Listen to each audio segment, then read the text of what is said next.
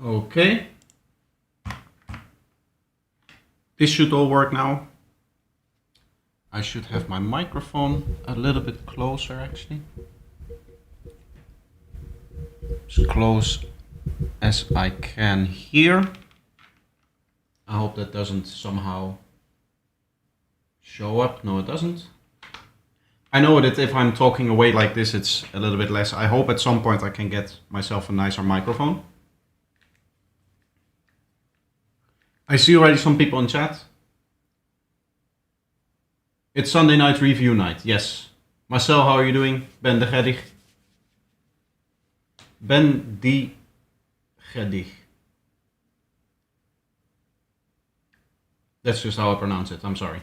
But it is indeed review night or feedback on stream or however you want to call it. Today is also a little bit of a test stream. Trying to see how well streaming works because I recently got new internet this week, so I'm on fiber. So I hope we get fewer disconnects this time and the stream is a little bit more stable. So yeah, we'll just have to see how that goes.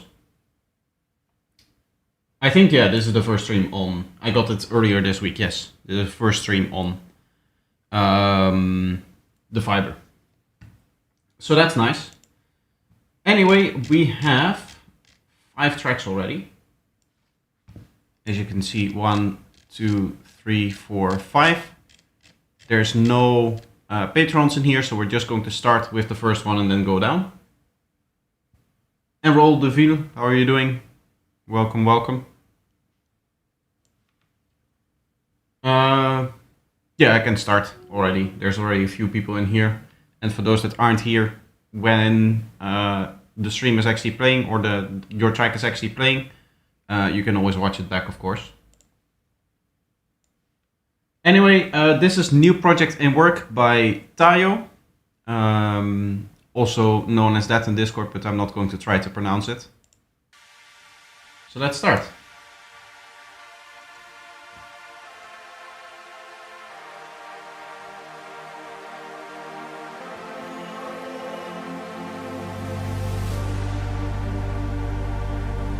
Feels a little bit more progressive, I guess, because of the chord changes.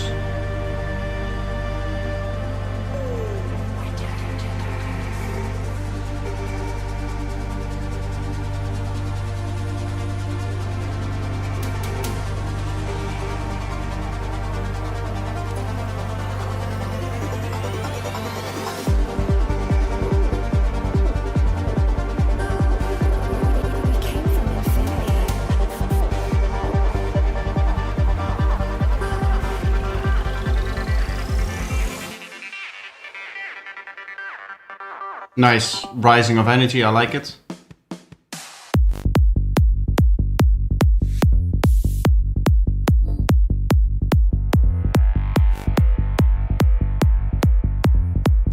Nice clean kick and bass sound, I like it as well. It is cleaned up, I think, so resampled, so that's really well done. I think overall it can use a little bit more mid-range, the bass line. And I also think the kick and bass can be a little bit louder, except for in the intro. So you have it building up over time, and then the kick and bass stops for a little bit, and then it goes again. It would be nice if you have the part of the kick and bass in the build up like 5 dB quieter than the kick and bass in the drop, so that the kick and the bass in the drop actually has a little bit of extra impact. Still hot? No, it's cooled off massively ever since the start of September. It's now like 20-21 degrees outside. Links, how are you doing?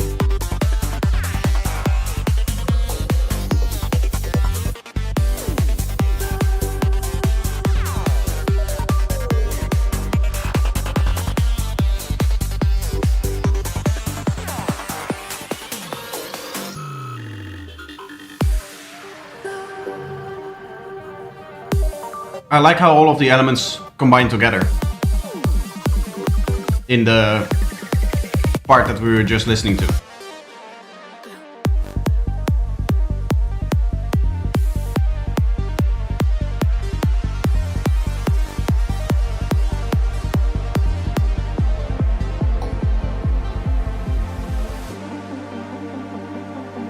I don't like this way of transitioning, where you have a very long transition and it goes back into the kick and bass and then immediately goes into the actual breakdown.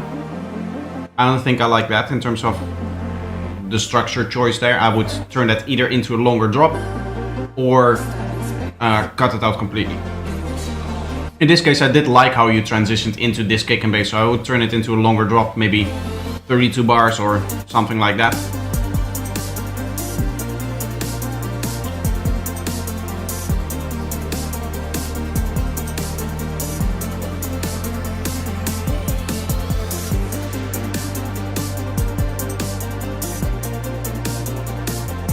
The drop after the build was a bit of an anticlimax. Yeah, indeed. You think you're about to start dancing and then it goes into the actual breakdown.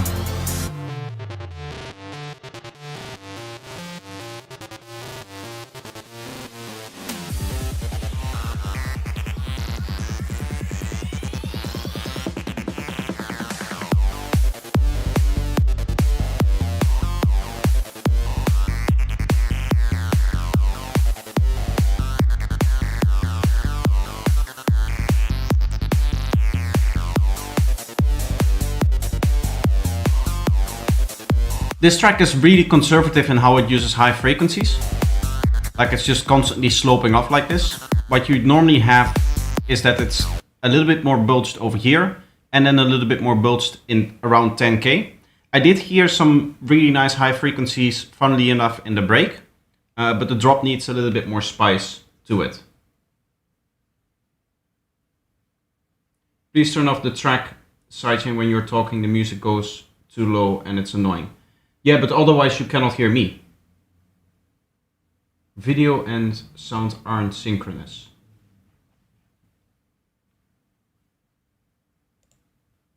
Why would that be the case?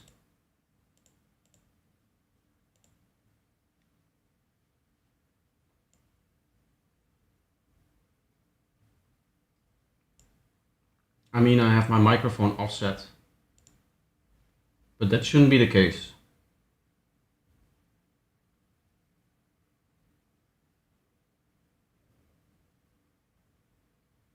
Then I have to keep that on because it's like 0.5 seconds delay. Really? So if I'm talking, you can see the mouth doesn't line up with the sound then. Let's see if I can hear that, if I can see it in my own YouTube studio here. Either way, to answer your question, I cannot turn off the sidechain. Yeah, maybe keep it a little higher when you're talking. This track was kind of quiet, so that can be an issue. I have to, mouth doesn't line up with the sound then. For me, it does line up, so I don't know why it would be out of sync for you.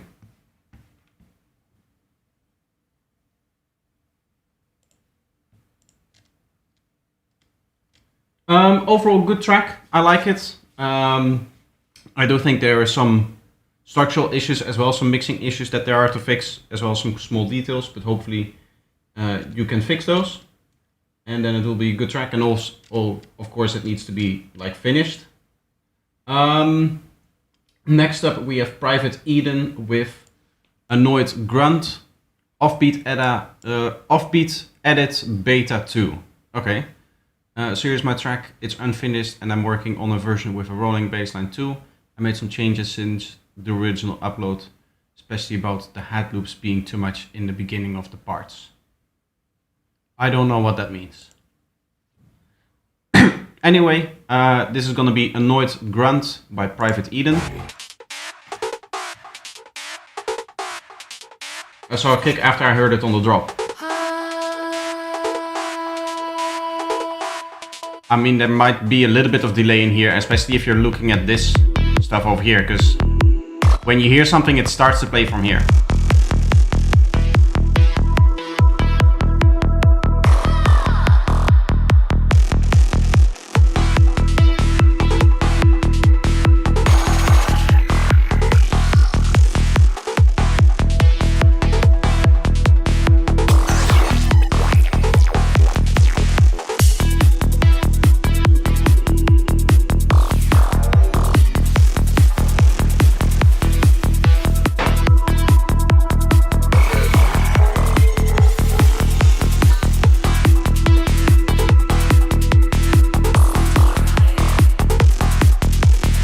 I feel like there's not really a lot of cohesion between the elements that are playing up until this point. Like, I like the sound design, I like what you're doing with it, but I don't like how you're triggering it and playing it together.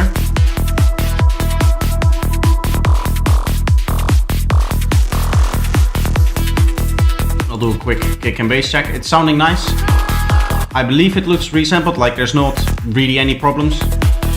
Over here, like the transit is going down, so that's nice.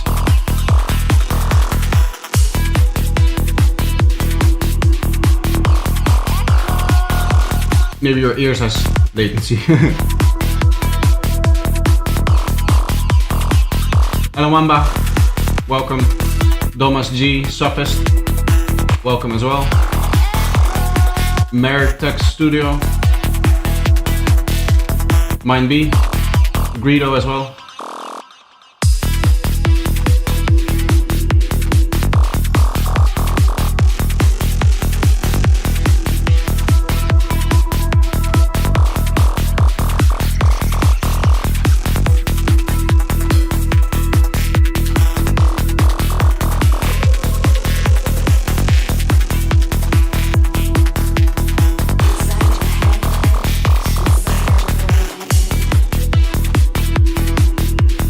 This melodic thing has started every section and has replayed like a few times in every section here. At some point it just gets a little bit boring.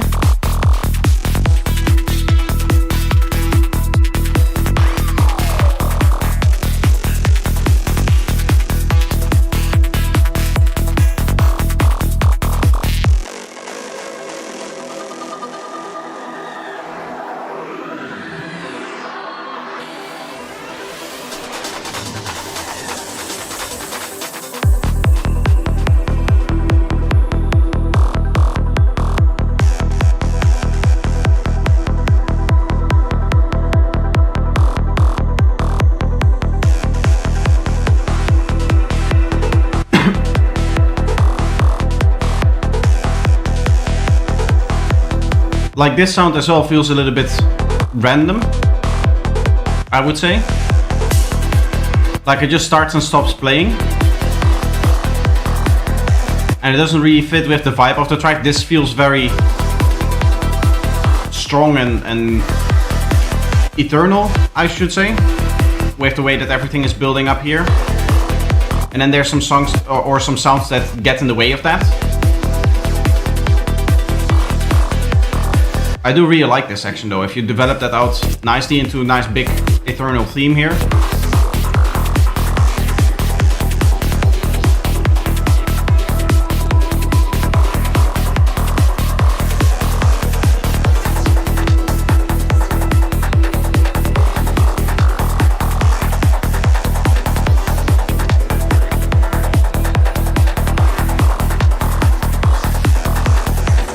I feel like your open hat is pitched too high. It feels a little bit too weak now.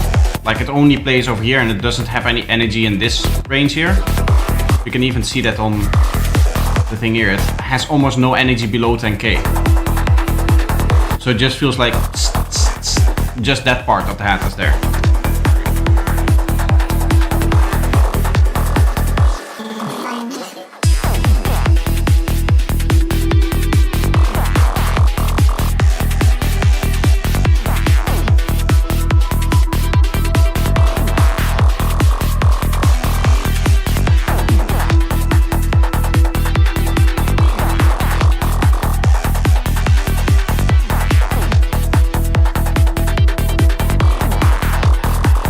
Honestly, this whole track feels like there's two tracks playing on top of each other. For one, I feel like the elements are like a little bit too on top of each other. There's not enough separation. And two, half of the elements feel fairly dark and almost like nighttime psytrance sounds, with some of the atmospheres as well and that kind of stuff, and some of the darker vocals and that, like the sweeps and stuff, as well as some of the sound design. And then the other half is like fairly happy, very eternal, fairly uplifting in a way.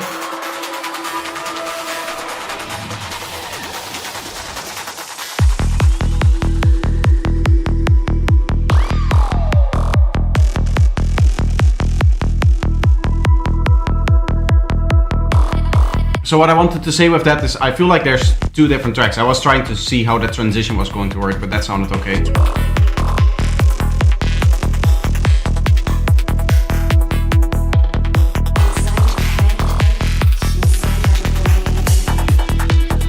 It's just really hard to follow because it feels like you're writing two different themes on top of each other.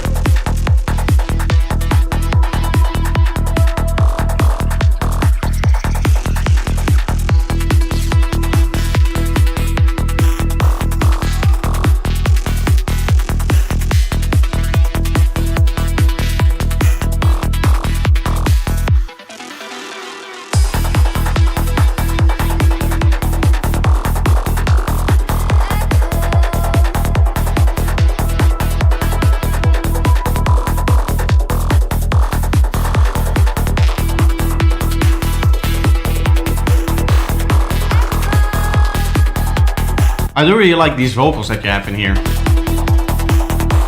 I would honestly try to get some of the more darker sounds out of this track.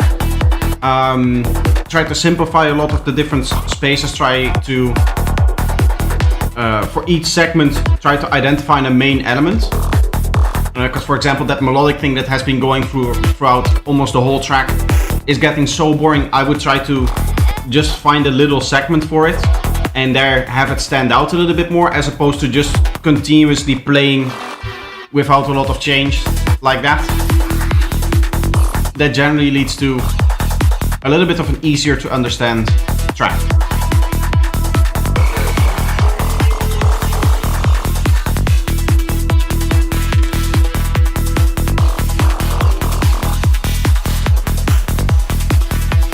I'll try to fix that by replacing some of the effect samples later. It's not just like that simple. You need to have a main idea for your track. Like, what do you want to write? Do you want that bigger eternal sound that you were going for in some spots?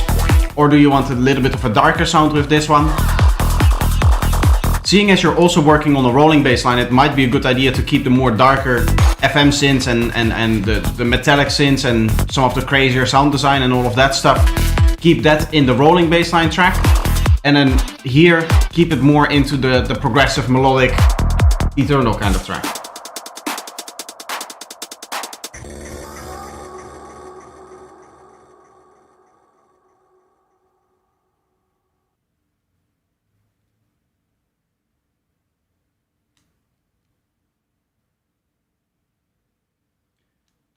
On the plus side, you've got one track that is almost finished, the happy one. And one that's got some key elements established already. Yes. I wanted a darker track with an eternal section. Then you should write it like that, because now what you have is you have a darker track with an eternal track splashed on top of it. Because it's that melody is sitting throughout the whole thing, right? So that melody is always keeping you a reminder of the eternal track here. And there's some other elements, some of the vocals do that as well, some of the one-shots do that as well, some of the atmospheres do that as well.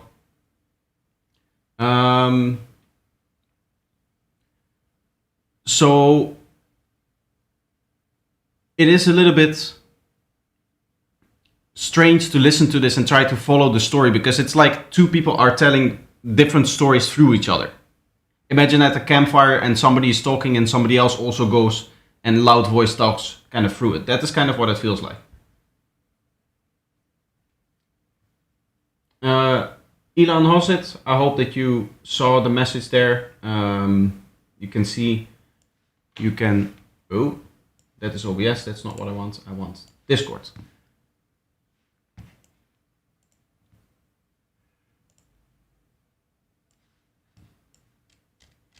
Yes, you can place it in here, feedback on stream. You can post it over here.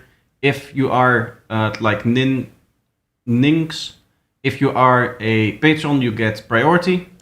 And of course, read the rules before posting over here. That means that we've listened to this one. We're going to quickly skip these three tracks over here. And then we're going to play Wrong Number because they are a patron, of course. They get priority in the queue, so they get to skip the queue. If I post my track for feedback now. Will it be in this stream or only the next one? It will be on this stream.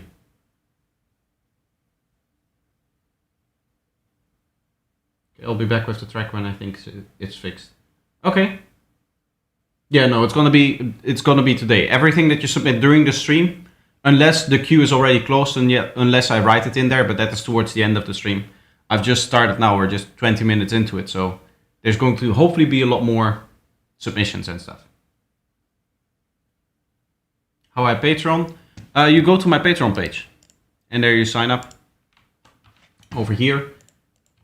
And then you have to link your Discord account to your Patreon account for this to show up over here, for you to get the red text. But that Patreon says it can take up to 3 hours. Thanks for subscribing.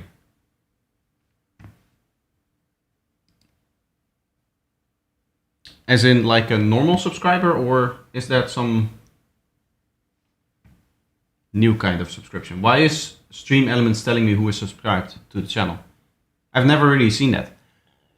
Anyway, we're going to start with Ninx here, wrong number, 150 G sharp.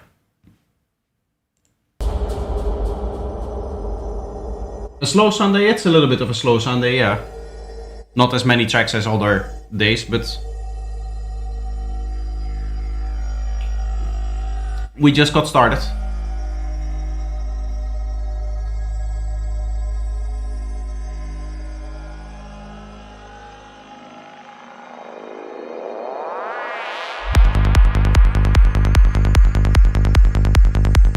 Nice kick and bass.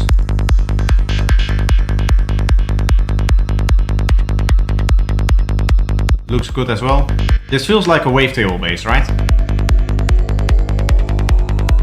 If I can guess the bassline technique that you used, I would put my money on wavetable bass.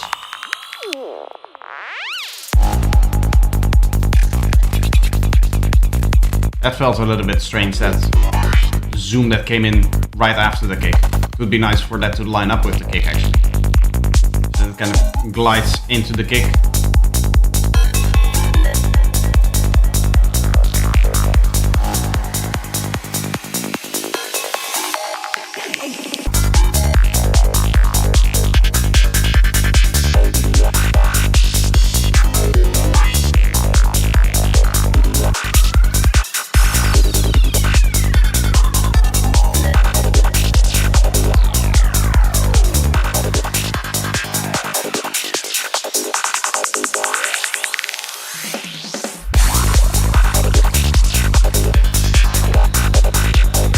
I like it. I do think here there should be a different main element now, because the FM synth at this point should probably be either replaced or this section or the next section. Because after a while it gets boring with just the same sounds over and over again.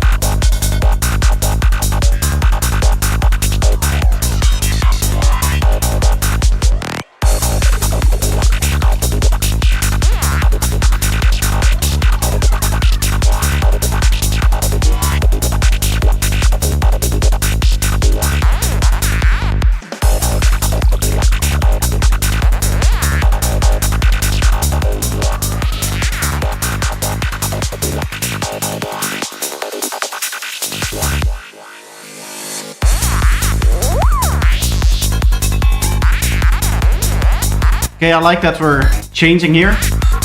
I would have used one more element like in between these so that you have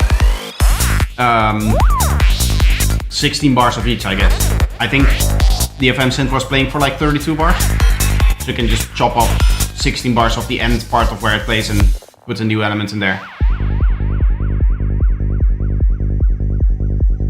Overall though, the track is sounding interesting. I like the sound design that you're going for. I like the how different some of the sound design is from each other, so that every element can stand out a little bit. I like that. What you could do here is where you have the kick and bass low pass, it's a little bit hard to tell where the drop starts, even though there's like a pause, it doesn't really have the impact. It would be nice to, where it's low pass, you can lower it by a few dB, maybe like 3 to 5 dB or something like that.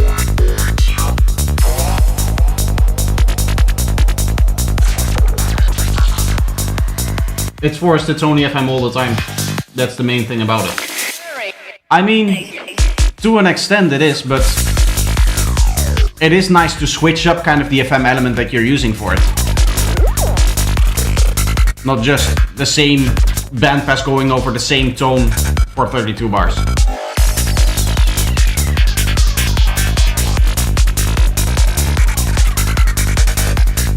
Thank you also for the subscription, Sophist.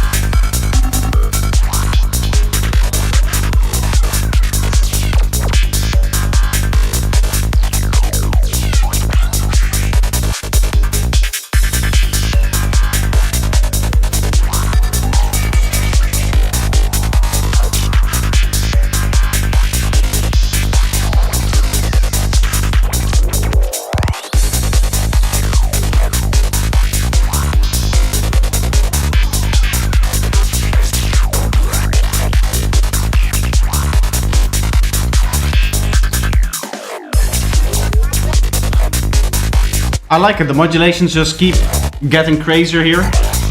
That sounds very good.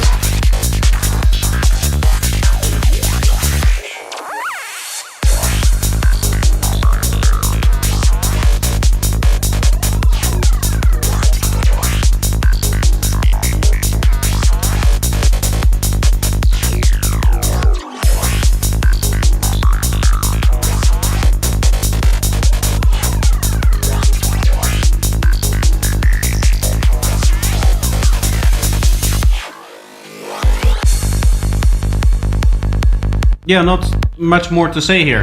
Overall, the track is sounding very nice. Very powerful. I like the sound design that is being presented in here. There were a few areas where it became a little bit stale, but the later part of the track was a little bit more interesting. New place, happy for you? Yes, yes, I moved in 2 weeks ago. So this is my new studio here. And hopefully this will be the studio where I can get some nice acoustic panels on the wall and that kind of stuff. So that should hopefully be good. We have another patron who submitted, Kingston Z here.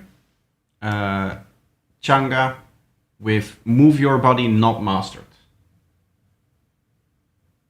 My track is more on the progressive style. It is also the subject here. I mean, you can submit whatever track that you want. Feel free to do so. So we're then going to go to Kingston here, and then we move back up to the 3 tracks that we still need to do here. And then this one, and then whatever gets submitted after that. Thanks, I hope that everything is helpful. You're Kingston on Discord. Okay, nice, nice. Well, welcome to the patron. I guess you have been a patron then for a little bit or not. I don't remember. Either way, let's play this track here. This is Move Your Body by Changa.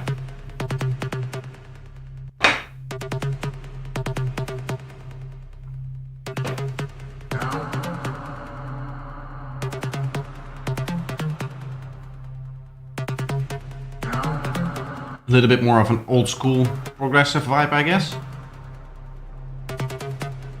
This pitchy synth sounds very old school. It's time to move on.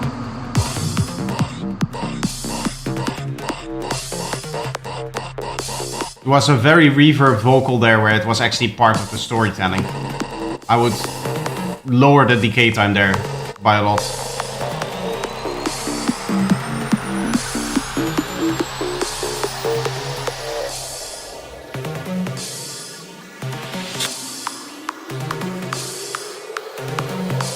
I like how the sound transforms. I would maybe remove some of the lower harmonics a little bit. Okay, here the kick and bass is quieter than the intro. The drop happens and the track becomes significantly quieter. That shouldn't happen, it should be the other way around, because this is where people start to dance. This is where the excitement needs to be. You skip the queue with money, yes. Money can be exchanged for goods and services, and one of those services is that you get to skip the queue.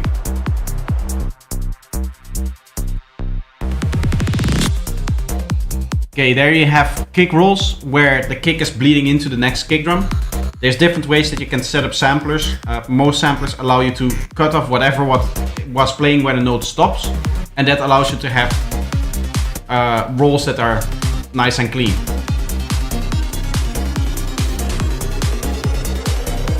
That is actually quite important to do, because it keeps the punch for when it's played on bigger systems. That's also why we clean up kick and bass, which is also something that you would need to do, given especially over here the kick drum is getting destroyed, this transient is being pushed out.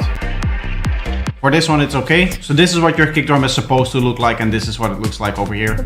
You need to resample your bass line and then add fades to it and that kind of stuff. I would also suggest maybe upping your kick drum by like 2-3 dB, something like that. Overall, your kick and bass sometimes gets overpowered a lot by the synths. We can see in the waveform here, this waveform is wider, is bigger than the kick and bass was, so that means that it's louder. And that's usually not what you want to go for, because the kick and bass is the most important part of the track.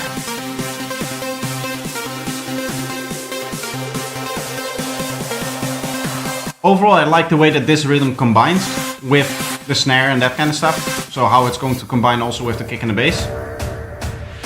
I also like that for that rhythm that came from the intro with the plucky signs.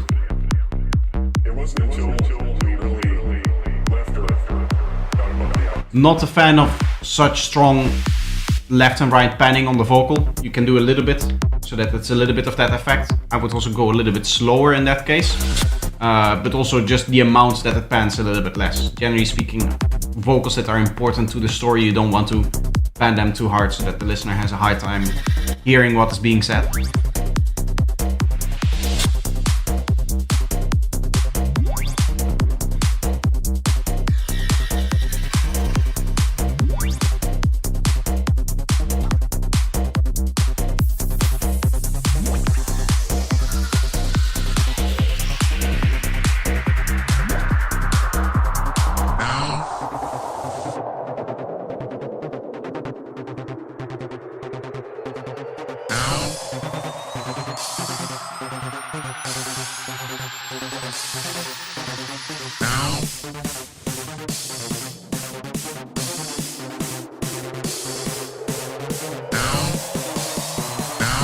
For a snare like this that you're using in the build-up, it is nice to have a little bit of stereo width on it. It's completely mono. It's time to move your body. Yeah, have a listen and a look to how much louder this vocal is with respect to the drop itself. It also has a lot of rumble here. That is something that you want to remove. But you can see it's really loud, and then the drop hits and it's a lot quieter.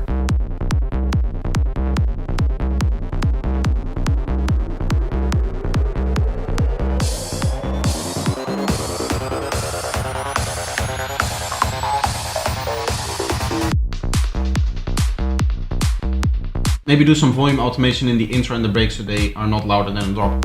In theory, with proper mixing, you should just be able to get there. Right, because if you feel like you need to push the intro or the breaks all down by quite a bit, that means that something is really off in the mix. That means that the parts that are only in the intro or only in the break are too loud.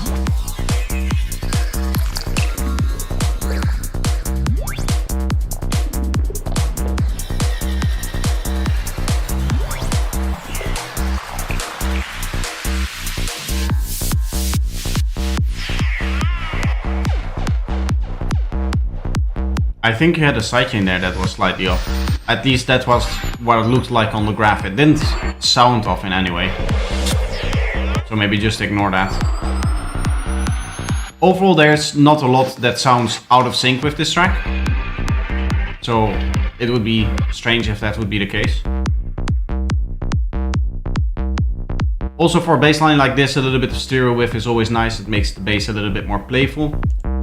Plugin recommendation that I always give for that is of course M stereo spread, because you can high pass the effect and you have fine control over the tonality of that stereo width and the amount over here. And you can also saturate that stereo width a little bit.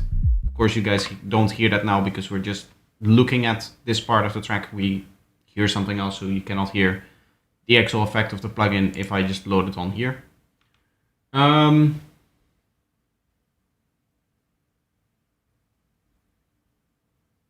if you use a lot of risers and stuff, it can be louder and it's nice to turn it down by like -3 dB before the drop. Yes, I know the technique that you're trying to use. What I'm saying is that is something that you can also fix in the mix. That is something that you can also just fine tune the amount of risers or the level of each of the risers, right? If you're layering them on top of each other, then you can just decide like, okay, all of the risers go down by 4 dB or something like that. And that usually also has a very similar effect. Overall, I like tackling these things a little bit more in the mix than in the master stage, because you have a little bit more control over, okay, which elements am I going to bring more to the background and which elements do I maybe want to keep at like a same level or something like that. It achieves the same thing, but it's just that in the mix you have a little bit more control over it, as opposed to in doing that on the master, like you suggest.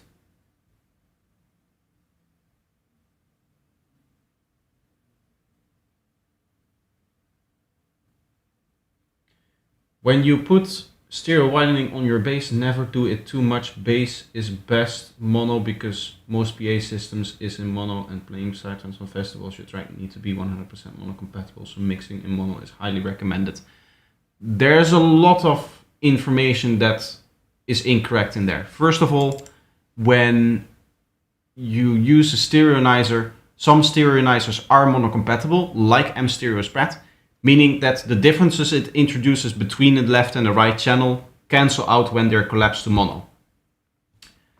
So this thing is mono compatible however you put it on there. Second of all, I was high passing this, so the lower frequencies that you're talking about aren't affected by the effect whatsoever. So that's a second thing. They're not affected because we have this high pass over here. And three, your track should not be 100% mono compatible, because 100% mono compatible means 100% mono. We hear a lot of sidetracks that is very, very stereo. So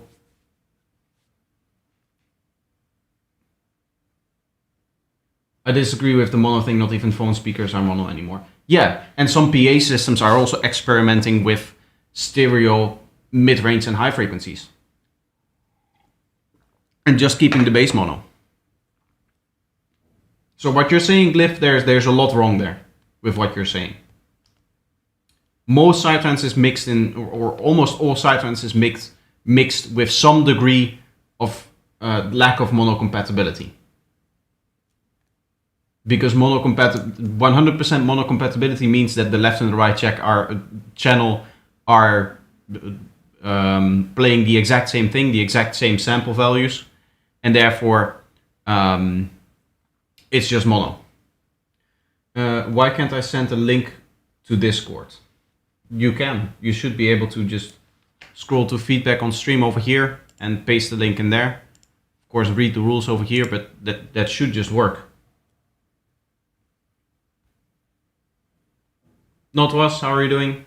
Welcome.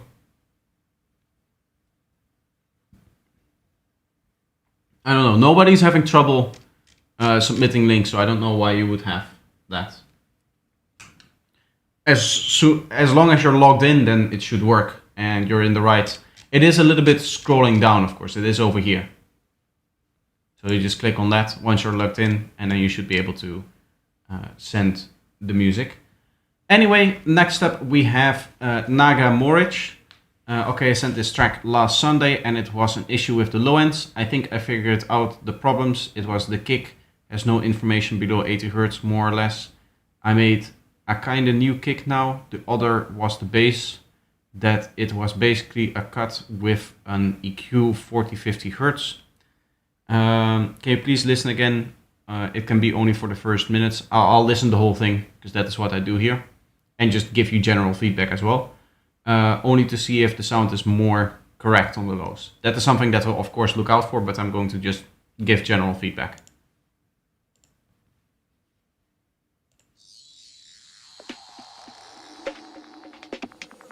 Let me know, Mertex Studio, if you continue to have issues.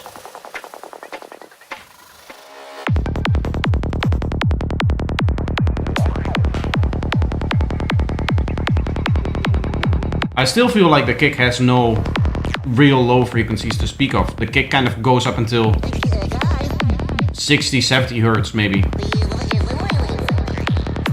It is because you're playing such a short kick. You can with the bass line that you have here, if you're lowering the velocity of the first bass note, you can extend almost up until the second bass note over here, and that is where you get the sub off.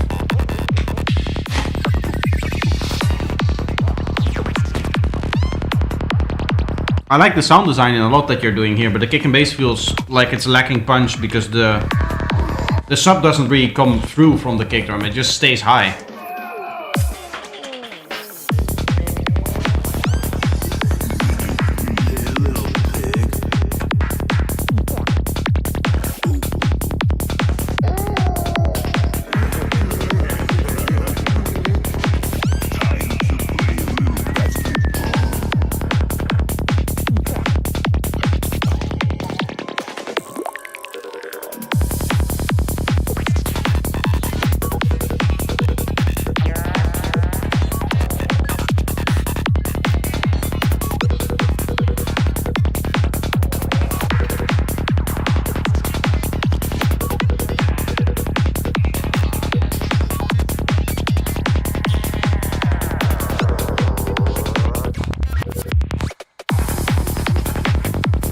This kick drum also sounded completely different than any of the other ones. That's kind of strange. Is it allowed to submit more than one track on the stream? Yes.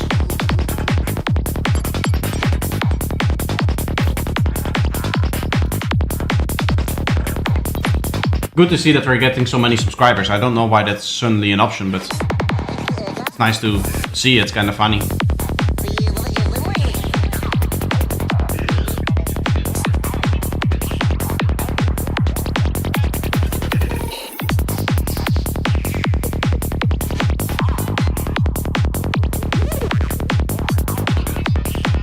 Overall, up until this point, a nice diverse track, I would say. It's really just the kick and bass that I still have an issue with. Like how the energy is changing, I like how everything is flowing, I like how all of the vocals sit in here.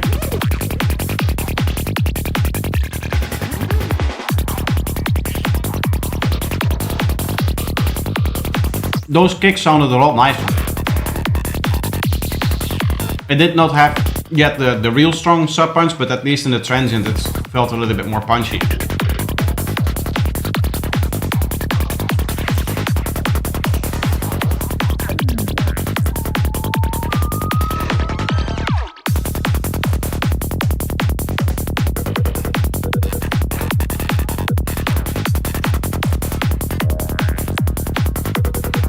If you are a patron, by the way, I am going to do it that you can only skip the queue once. I think that would be fair, unless otherwise we could have a few patrons just continuously post some of their music and I would always need to skip.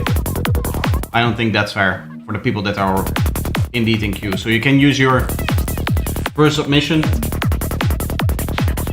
to post, and then I'll skip the queue for you, and then whenever you post more, you just end up in a normal queue.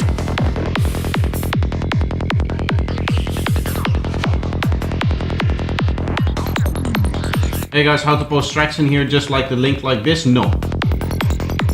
Exclamation point feedback, it's literally in the title of the stream what you need to do, and that will give you the information that you need to post your tracks.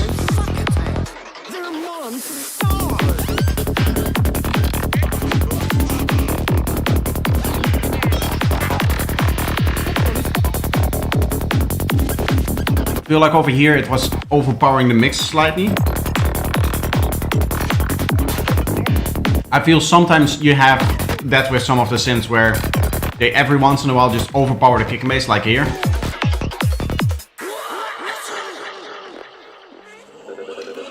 I like this kick and bass very much.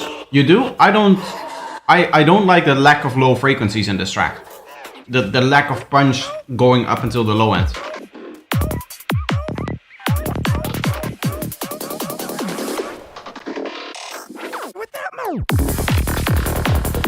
It still doesn't really have a lot of power in here in this area where you want the strong punch to be.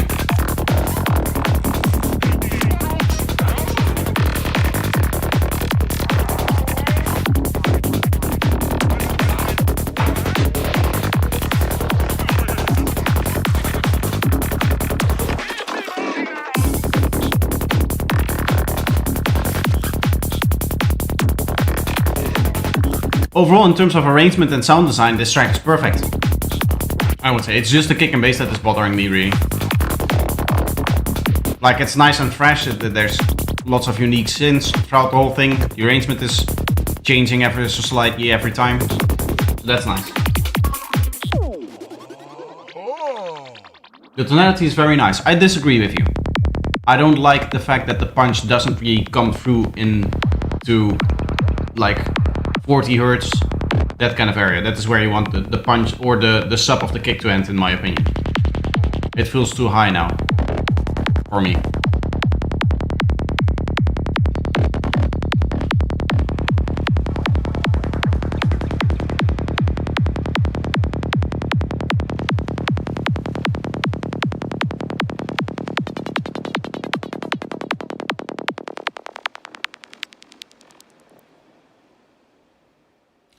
Overall, very cool track. I would work a little bit more on the kick and bass, but overall it's sounding nice.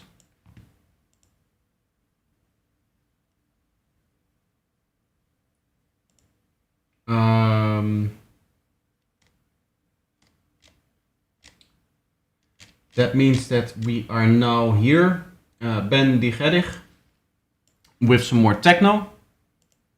I can play it like this. Bang EP, so this is Punchback. Bang EP, okay. That's the EP it's gonna go on.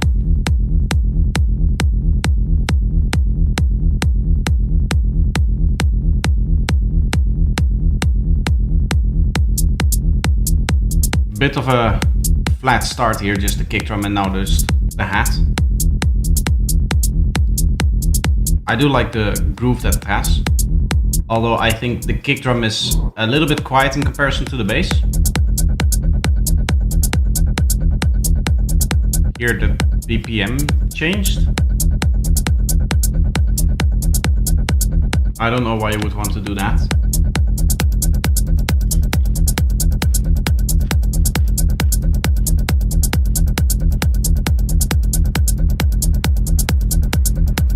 Kick drum can use some more mid-range, I think, to get the punch out of it.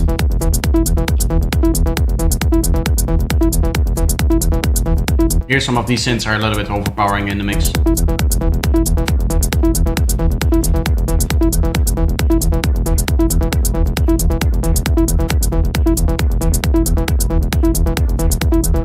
Very dry as well, no delay, no reverb.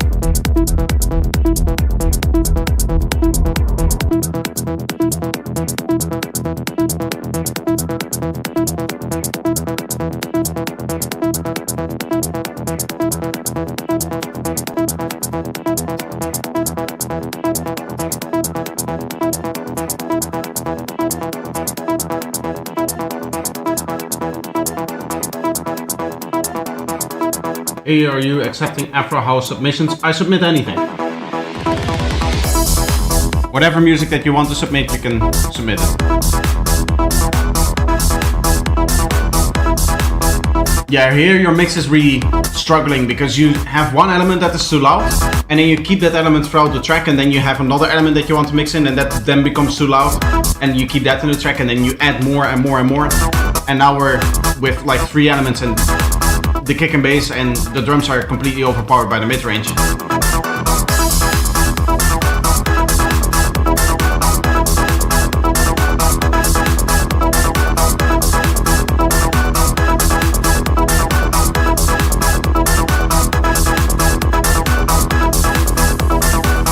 Also, all of the synths are mono. One is like panning slightly left to right, but it's still very central. In the stereo wave, it's not like wide. There's nothing happening over here. It's all happening in the middle of your hand.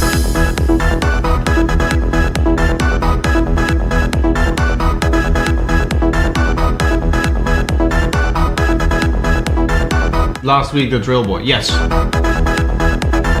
He might. I don't know if he's gonna come back though. I don't think he was even there when I actually started reviewing his music.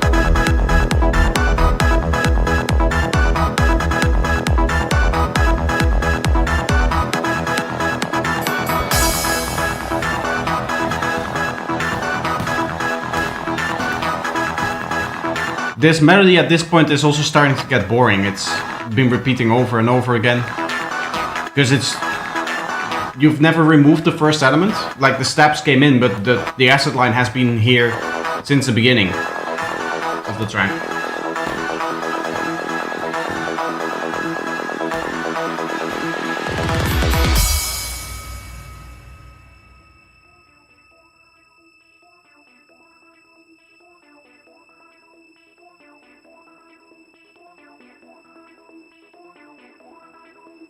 As long as your community can grow, it's good. I mean, it's also just nice to sometimes hear something else. Not just your endless psytrance.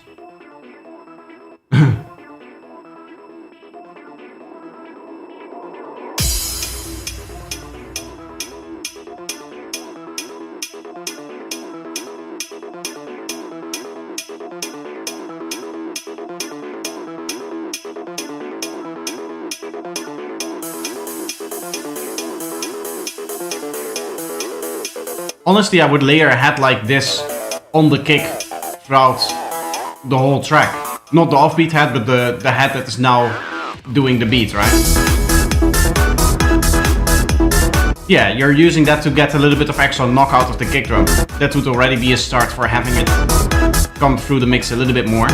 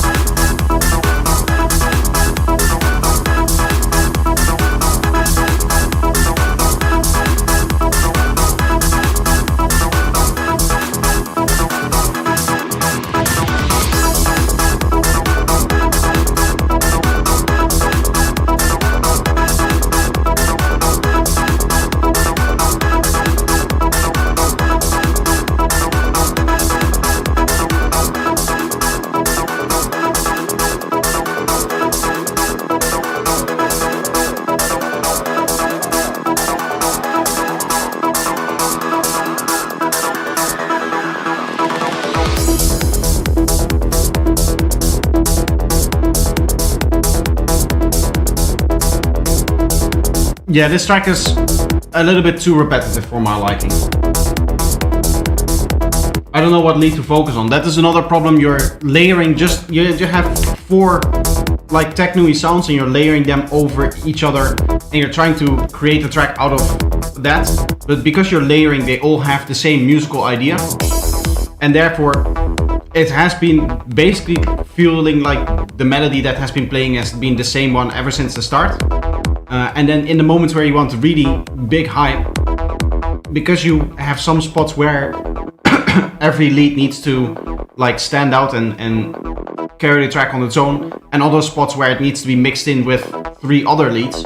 In those parts where it's mixed in with 3 other leads, it's 1, overpowering the kick and bass and that kind of stuff, and 2, as somebody in the chat says, it is hard to let the listener know, okay, this is the thing that I want you to focus on.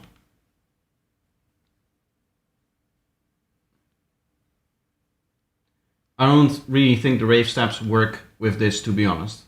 I mean, they do work a little with like the techno bit, but one, I think you're using them too long. I think this track has too few elements, and a lot of the elements are used too long, so they become boring, they become stale. Also because some of the elements don't really have a change to it, so then you need to be really careful. Then I would say it like with those steps, use them for 16 bars for like a special moment type deal, and then don't use them again in the track, right? But that would also mean that you would need to fill up the space that you're left with more stuff. And there I would try to do some different musical ideas instead of trying to make the whole track one musical idea. Like if you listen to other techno, you'll hear that there's some parts where there's some industrial sounds, and then there's some parts where there is an acid line, and then there's some parts where there's some other industrial sounds again, and then there's some parts where the first industrial sounds come back. That kind of stuff.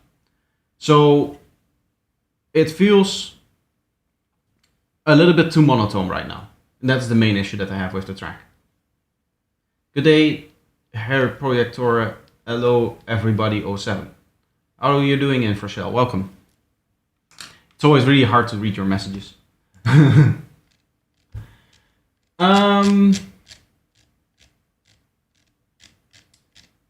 We have indeed got a few more tracks here, but I need to go with Enroll the Veil now. Core, Conjure, EDV part, work in progress. I don't know what EDV part, work in progress means, but I guess we'll find out soon. This is Enroll the Veil. Lol, sorry, no worries. Gives you a little bit of character, right?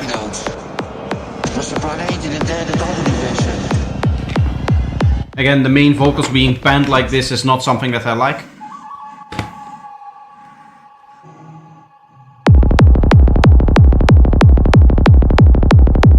Very dark kick and bass here.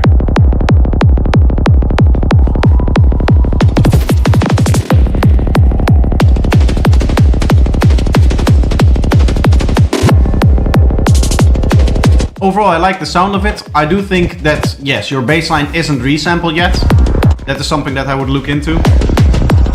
Your kick drum is looking nice and loud, but this second transient over here is getting pushed out of the way, and once, or when you really push that hard, it can become an issue. You're losing some punch out of that. But it's nice to see that you also resampled the kick there where it was shorter. That's good.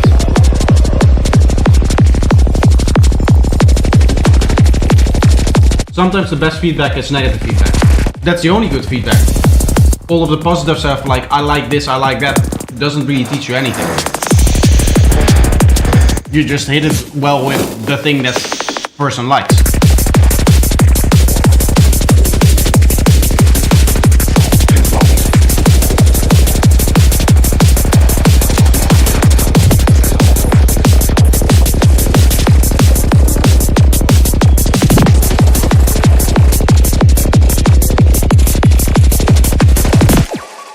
I don't like the section change here where halfway through the snare suddenly stops.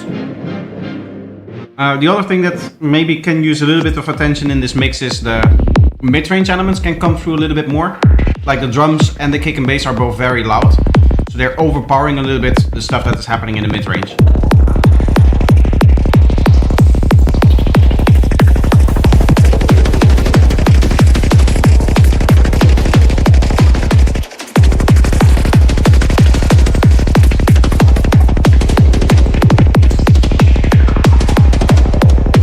I think this kind of bass is made by tuning your bass line an octave lower than it's usually done. So if you're writing in D sharp, for example, I don't know if this is that key or whatever, you would tune it to like D sharp -1 in Ableton as opposed to 0.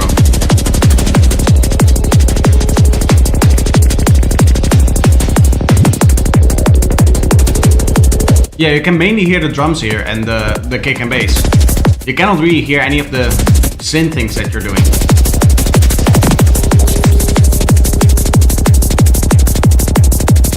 And then suddenly, without even a fill, the drums stop and then restart again. That's a little bit of a strange way of doing things. Makes the structure a bit confusing.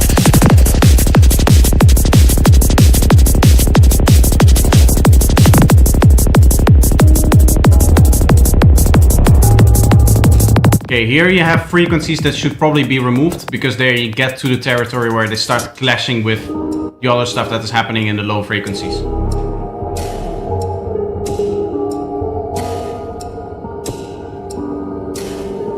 The kick is a little mid-forward. On the flip side, it's quite punchy. Yeah, I actually like that combination.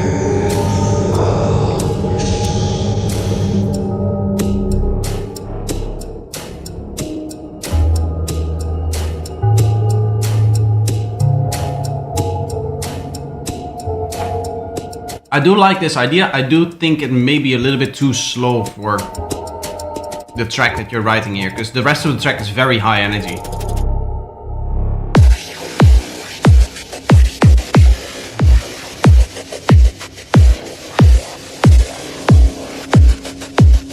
I don't like how seemingly every synth has like panning left and right. I like stereo with manipulation a lot more than left and right panning like this. Just determining the width of a sound and making it bigger that way.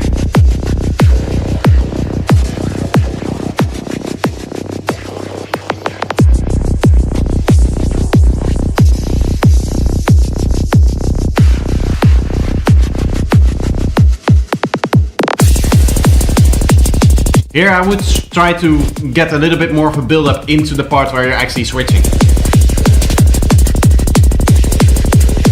Because that is the key moment where people start to dance again.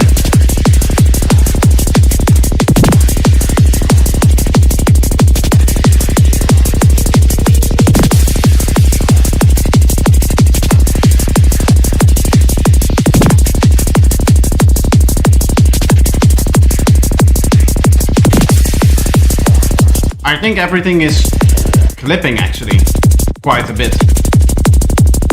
I can hear the distortion in the kick now. I don't know if that's gonna be a problem or not. I think for this style that would be okay almost. But usually inside of psytrance that is not actually done. The saturation where you start to actually clip and where you get that kind of growly sound on the kick drum.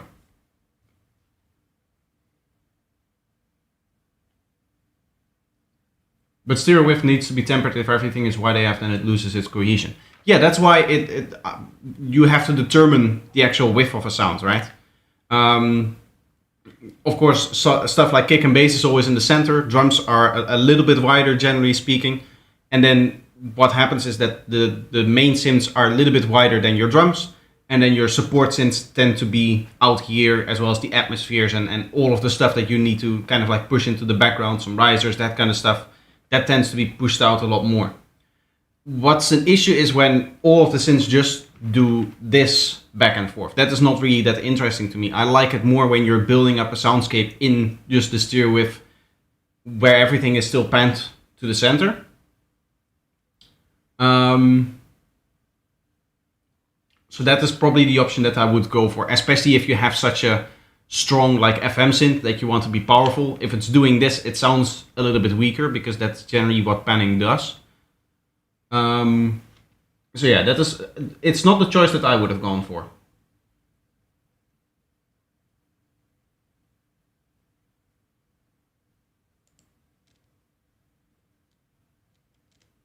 Yeah, that just makes you dizzy. Yes, it just moves around your head and makes you dizzy. Next up, we have 9 lives. How long have I been streaming? An hour. I'll go a little bit more. We have 9 lives here with Vakita. Let's have a listen here. Starting off strong. Interesting rhythm here. I don't like the hat being panned slightly to the left. Or the shaker or whatever that is.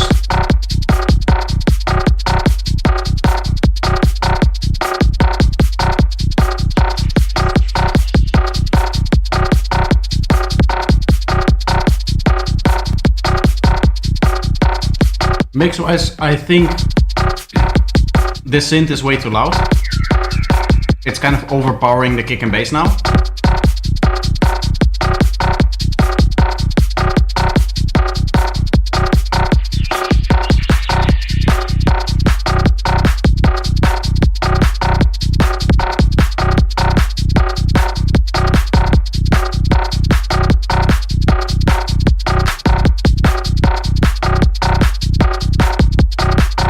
There's some really cool rhythms starting to appear from this though. I do really like that.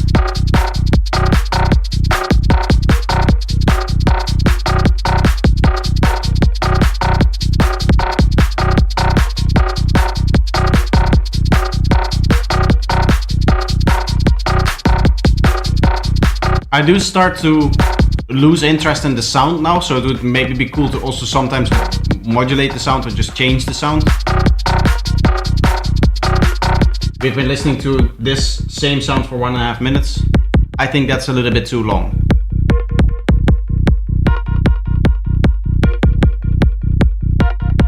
This is a strange kick drum. It's a very mid-heavy kick drum. This is not really your normal kind of side kick drum, and also on the bass line, not that it's incorrect, but you have no movement. It's just the low frequencies playing statically, which is interesting.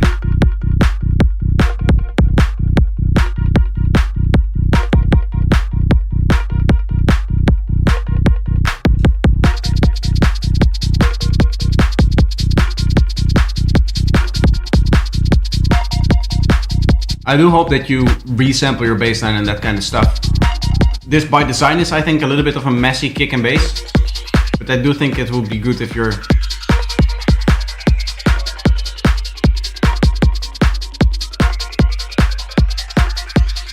sounds a lot more in key now, the kick drum.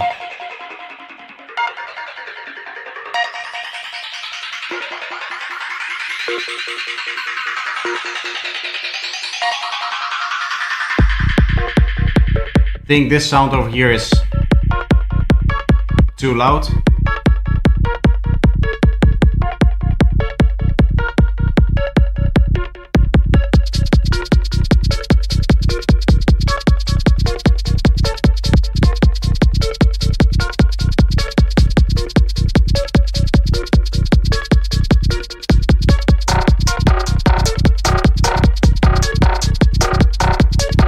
I like some of the rhythm ideas here.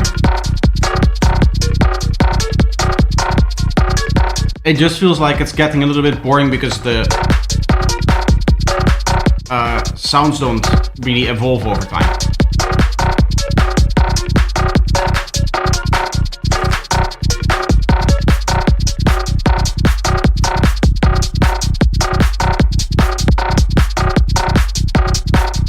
There is indeed a clap that feels like it's a little bit lagging behind, yeah. Well noticed. It sounds like it's almost like very quickly sidechained, like with a very short release sidechain to the kick transit. Not this one, the other one. There's like 2 layers.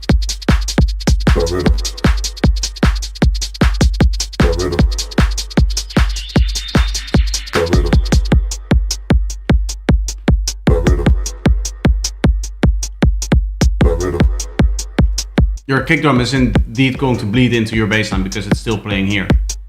I don't know why it would need to be this long for the kick drum.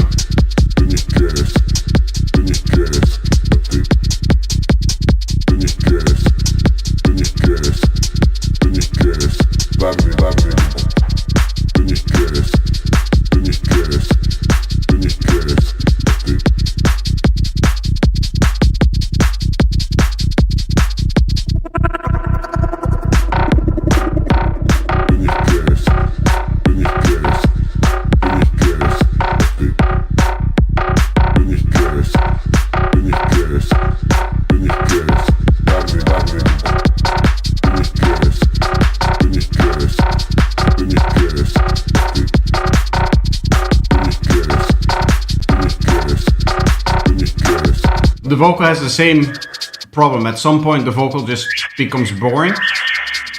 This is very loud and very resonant.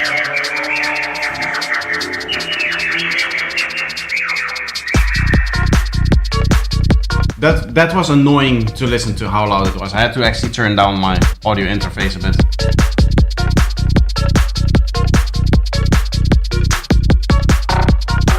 I have to say I can see good creativity and intent. Indeed, it's just a little bit basic and there's definitely some mixing mistakes in all of this. Something to check out is resampling your kick and bass.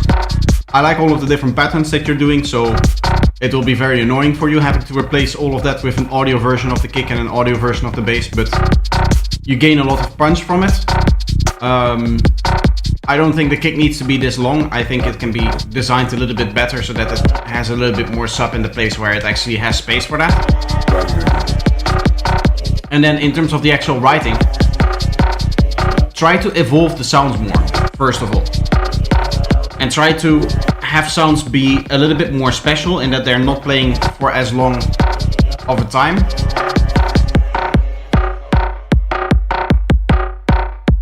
Like this synth that has been playing now has been playing for what feels like a majority of the track.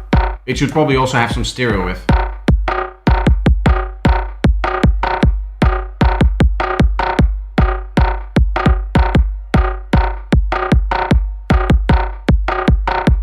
But there needs to be movement and modulation. Exactly, yes.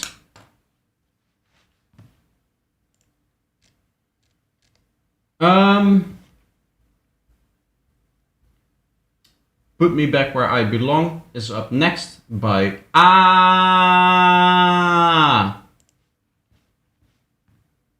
which has not been found. What you did is you copied the URL for a private track. When you have a private track, what you need to do is this. Let me go into a private track. That doesn't even technically have to be private, but or does it? I'll just, yeah, here. So this is a private track of mine. This is just an old version of a track that is already up. So you can see private track. Then what you want to do is copy this link here. You can see that this link is different. It has more stuff at the end, and that is important because then I can actually see it. So this is the link without that stuff. This is the link with that stuff. You can see the extra stuff on there. So just update the link, please, so that I can hear it. Let's see. Yes. Okay. So now it should work.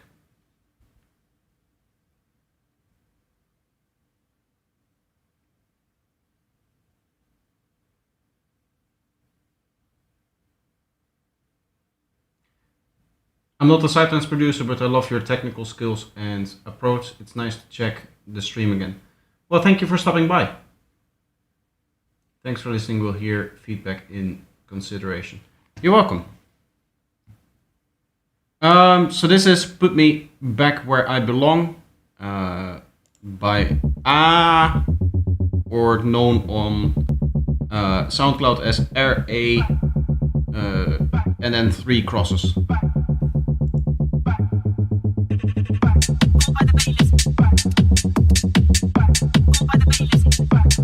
A lot of techno stuff today. This is like the 3rd techno-ish track.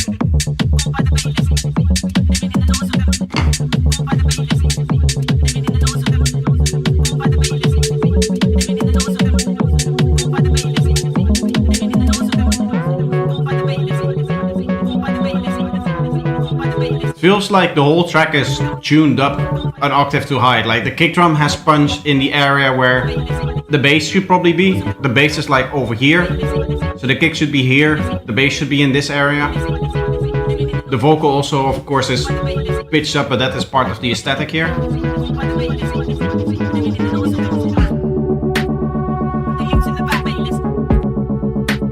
Now we have a kick drum that actually has some punch in the right frequency.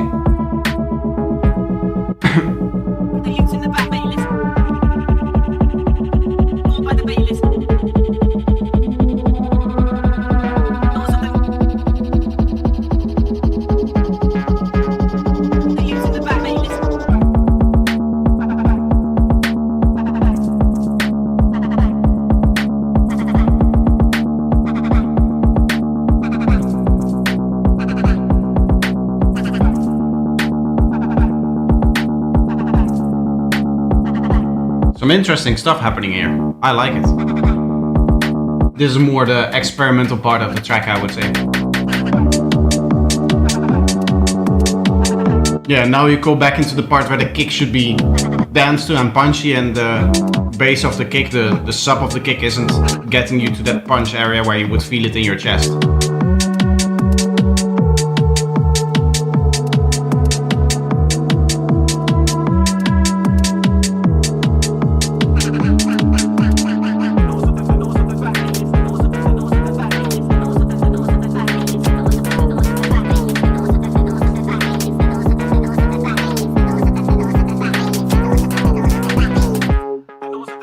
That feels like it's out of sync in a way that isn't really pleasant.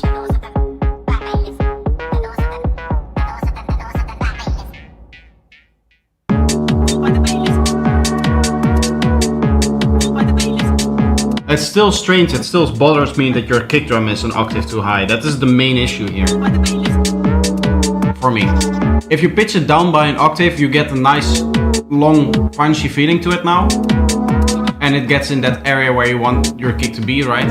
Like low frequencies. So like 30, 35 hertz, maybe 40 hertz, something in that area. I also think it could have then a little bit more actual like pitch punch, as opposed to it having a click and then a stable frequency like this, like it has now.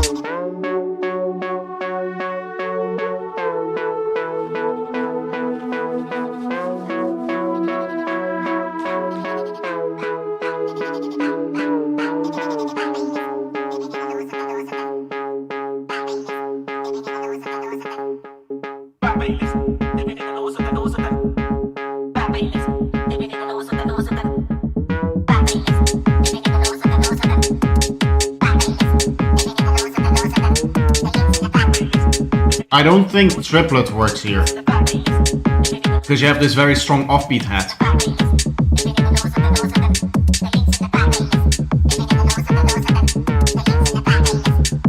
Although all of the other elements seem to tend to triplet, so I don't see why that would be an offbeat hat on the offbeat where the rhythm isn't there. Usually for a track you either choose triplets or you choose like rolling / offbeat pattern, right? And a triplet cannot have an offbeat pattern because where the triplets play, and then if you put the offbeat hat like in the middle, it's gonna be the kick plays, then the bass plays, then the offbeat hat plays, and then the bass plays again. You want your bass line and your hat to line up so that they both use the same rhythm. That is how you tend to build a global groove within your track. And of course there are parts of your track where you can switch like the global groove. You hear that a lot in the more progressive sidetracks where they will have like a segment that is offbeat bass, then they will have a segment that's triplet bass, and then a segment that's offbeat bass again, right? But then all of the elements change, like the drums that you place on top also change to match either triplets or offbeat. So that is also a big thing that you should probably worry about when you have those rhythms that you match the groove, everything together.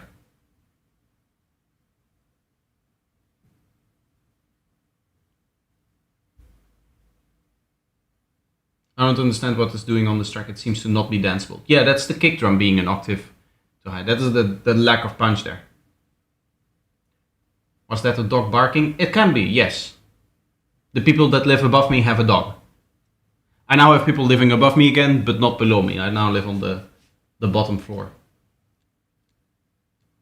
I don't know if that does anything for it, like how sounds comes through and stuff like that. Overall, it's still very echoey, this room here. I hope that tomorrow they pay me back the deposit for the old apartment, and then I can buy some curtains at least for now. That should hopefully keep some of the echo out of it. But then of course later, probably somewhere in October, maybe even November, my father is going to come here and we're going to try to build acoustic panels from scratch. So one big panel behind my speakers and then 4 big panels there, and then I'll also get some bass straps by myself, just some cheap ones, and I'll put them in the back 2 angles over there.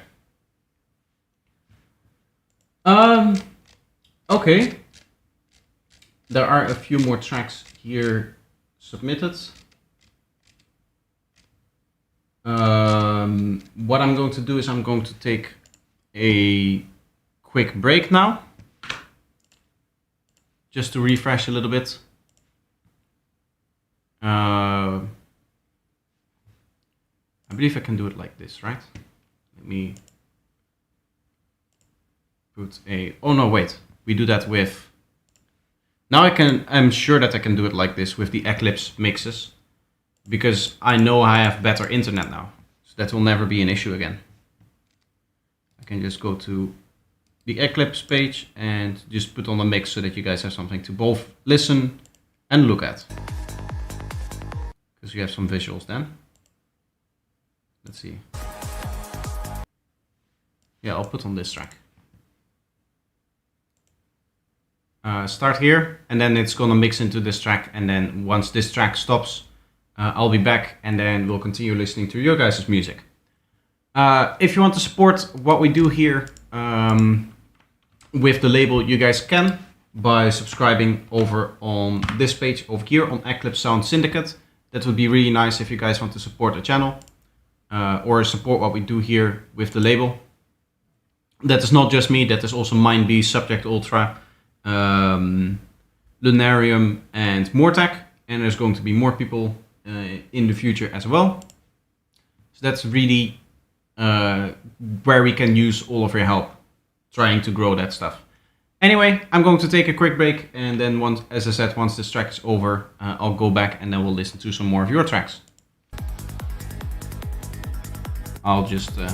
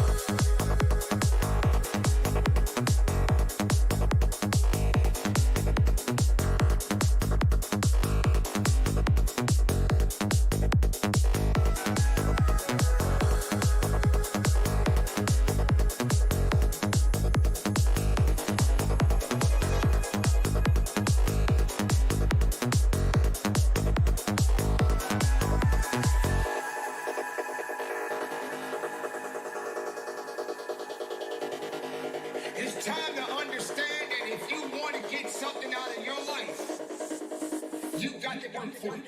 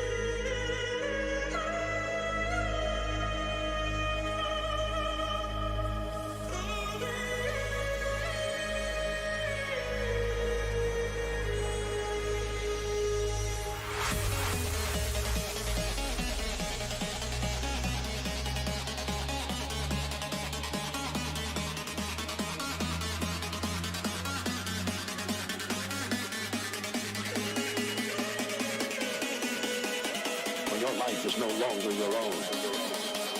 When everything you know is wrong. Now, more than ever.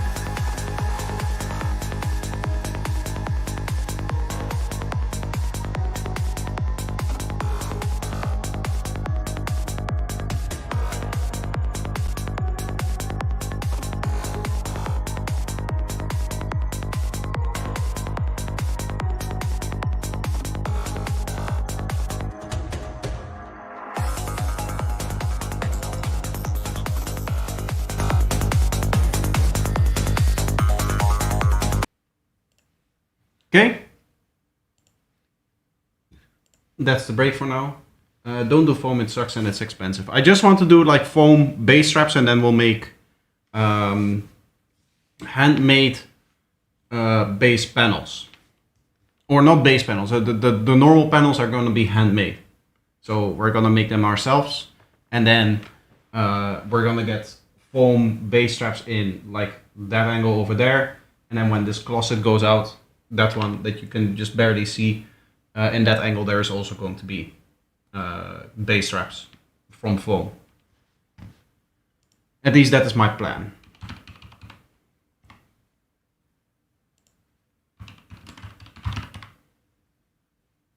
Just like this kind of stuff, right? I just pick one at random, but I'll obviously do a little bit of research on which one is the best from that stuff. But that's going to be the idea in the angles, and then in the middle we want, or on the walls we want to make them ourselves.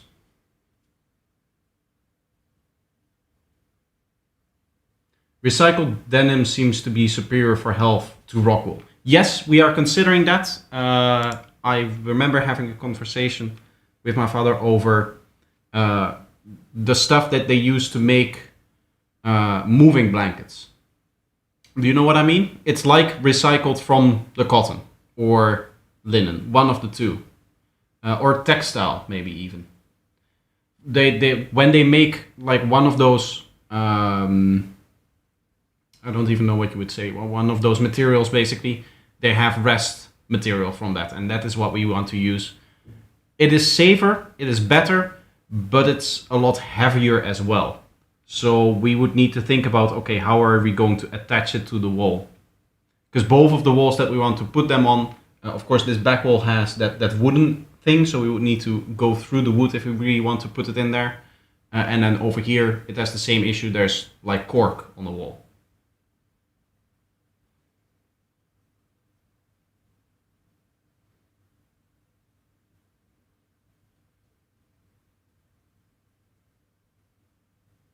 Actual bass straps need 150 to 250 kilograms minimum per corner.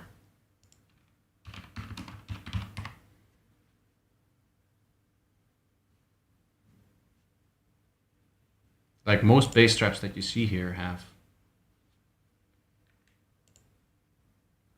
are this kind of foam. I don't know if it works, but I assume it does if most people are using it.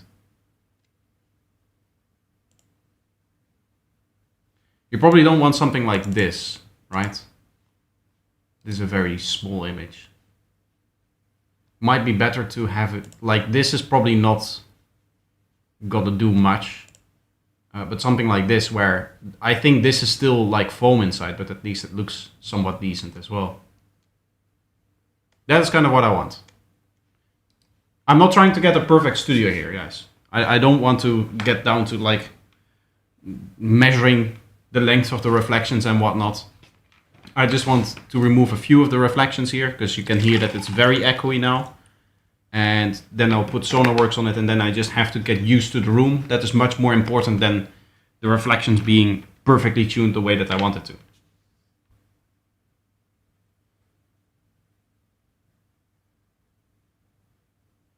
Yeah, glass and rock stuff, that has health risks. So we want to stay away from that if we can help it.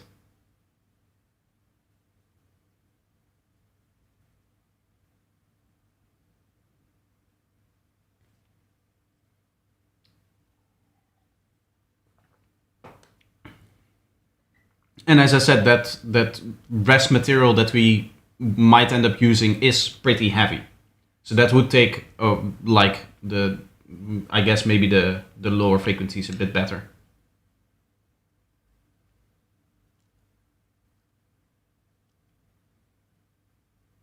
Yeah, but we have to put the rock wool like into it, so we would need to work with it if we want to make them.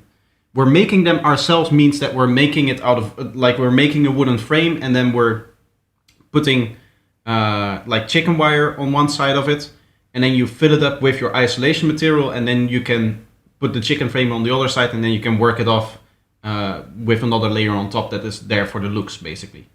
That is what we need to do. So we would need to handle the rock wool, right? And if we can help it, we would prefer not to, because for one, we don't really have a place to work with that kind of stuff, and two, it is very nasty, so we don't really want to like keep it in the apartment and just have that stuff laying around somewhere. If we can avoid that kind of stuff, it would be nice.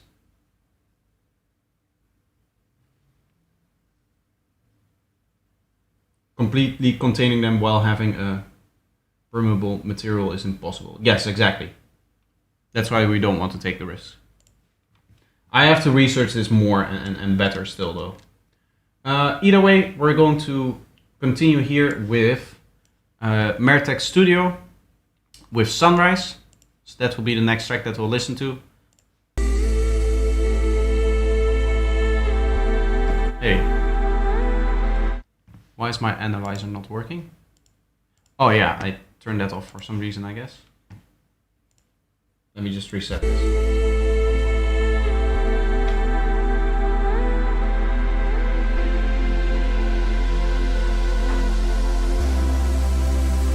Bit more of a progressive track as well, I guess.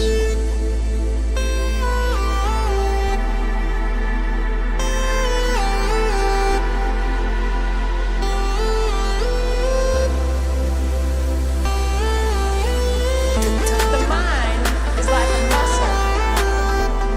There it felt like stuff was a little bit out of sync. And if you want it to be real, Sound a little bit you gotta work it out. odd.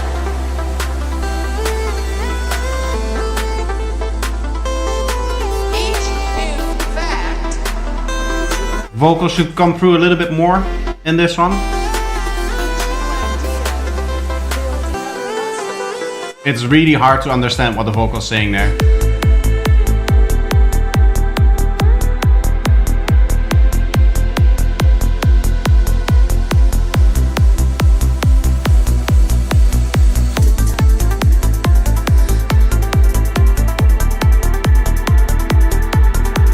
I like it. I like the sound of the kick and bass. It also sounds...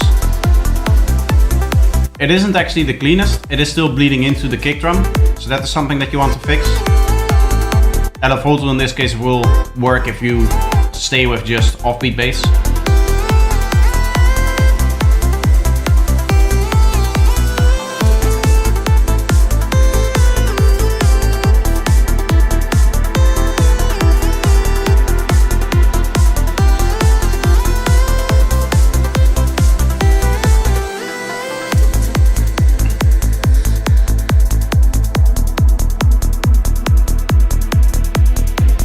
I feel like the bass line could be a little bit more sustained. Maybe it's a bit too dynamic.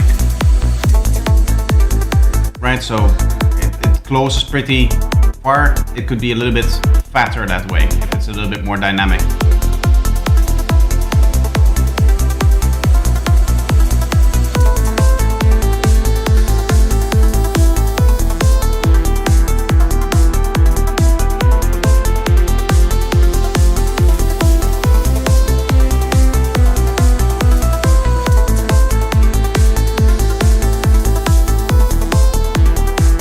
Overall, I like the changing soundscape that you have.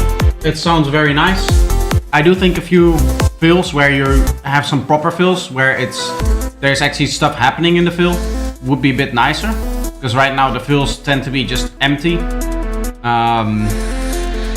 Also, whenever you like change an element, that is something that you would want to do in a fill, like introduce it, that kind of stuff. So that the flow is a little bit more cohesive with the structure of the track.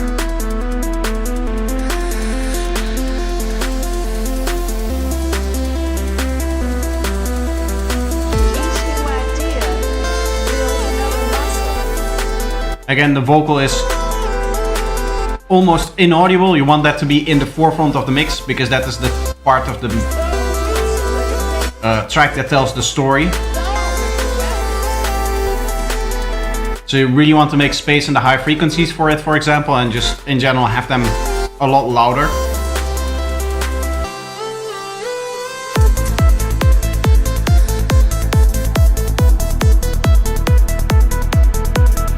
Here you are bleeding into the next part of your transient for the bass line, it seems. So this is bleeding into it. You can see that the bleeding is different here. It is okay for this key, but for this key it isn't. So you definitely want to resample your bass as well for this part.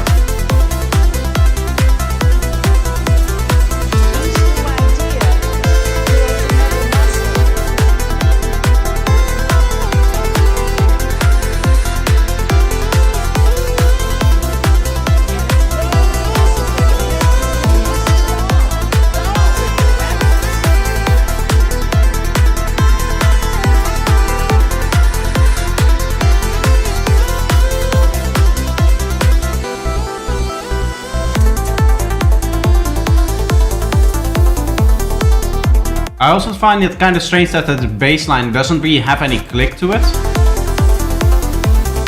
It feels like the phase is set wrong, so that the filter is already like closing when the transient is supposed to play. That click in the saw wave.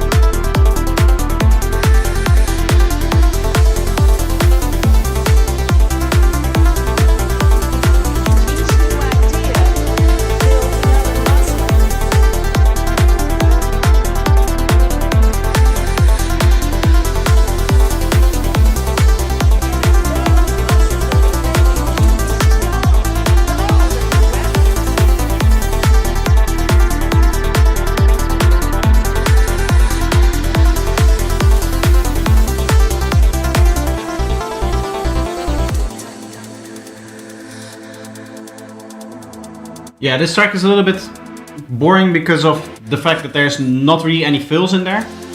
In that second drop at least, I didn't really get like a moment where, okay, now the track changes, now the track evolves in a fill. So that is really important. And there's some issues with the mixing still here. Overall, I like the idea. I like this nice kind of progressive stuff as well.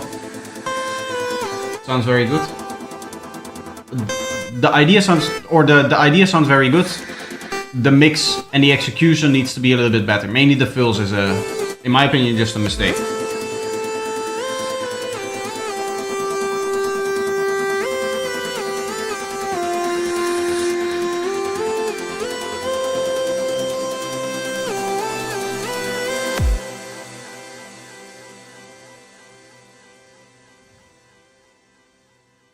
Guys, after learning the DAW very good, do you think the next step is sound engineering or musical theory? I highly doubt anybody just learns one topic at the time. I think you should learn all of the topics kind of together, right? Because that means that you're putting in practice for actually making music and actually finishing tracks. So for example, you can say like, oh, next thing is you're going to work on your music theory and composition and your writing skills, but then you don't finish any tracks and therefore you never work on your mixing and mastering skills. Then when the time comes where you're really good at writing music, you're still not able to actually mix it and therefore get the actual sound that you want to go for, right? You might be able to completely write a psytrance track exactly the way that you want it to be, and then still fail to make the actual track that you want because you're not good in the mixing part or not good in the mastering part. So I would suggest anybody, when it comes to training, you want to probably train everything consecutively so that at the end you're actually growing faster in all of the fields, and that tends to lead to the best musical progression. You can hear your mix getting better as you're starting to write better, as you're starting to arrange better, as you're starting to master better. All of that kind of stuff kind of comes together, I guess.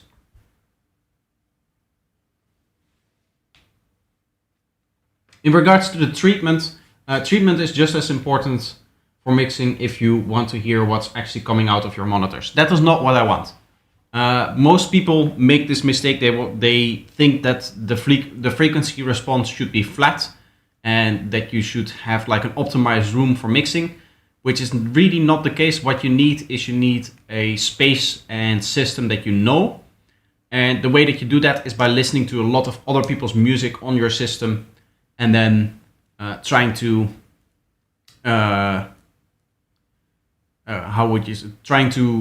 get the same kind of sounds in your track, right? The same kind of arrangement, the same kind of mix, the same kind of master, the same kind of amount of elements on one place. All of that stuff, you can get that through referencing in terms of just building up a mental image of what you need to do in your productions and mixing and mastering. So that is more important. I'm not trying to get like a clean room in here. I am always the only person that is listening here, so I'm not sharing this room with any other people that might have different preferences on what they would want their room to sound like. The only thing that I notice is that there's now just like a big echo, which is a problem. You can just hear it in my voice as well. So that is one of the main things that we want to take out of it. The other thing is I just want to have it. I think it looks cool as well. So I'm doing it also a little bit for aesthetics, but I don't care about this room being perfectly isolated because that's never going to happen. For example, I'm renting this, so I cannot hang anything from the ceiling. So that will be a very big issue. And that is definitely something that you would need to tackle, both the ceiling and the floor when it comes to getting a perfect room sound. So that is nowhere near what I'm trying to go for here. It is all diminishing returns, exactly. The danger with chasing perfection is that it's always faster than your wallet. I like that. That's a really cool, yeah, that's a really cool way to describe the issue. I don't want to spend a lot of money here either. You guys need to buy a lot more packs, spend a lot more on Patreon in order to justify that.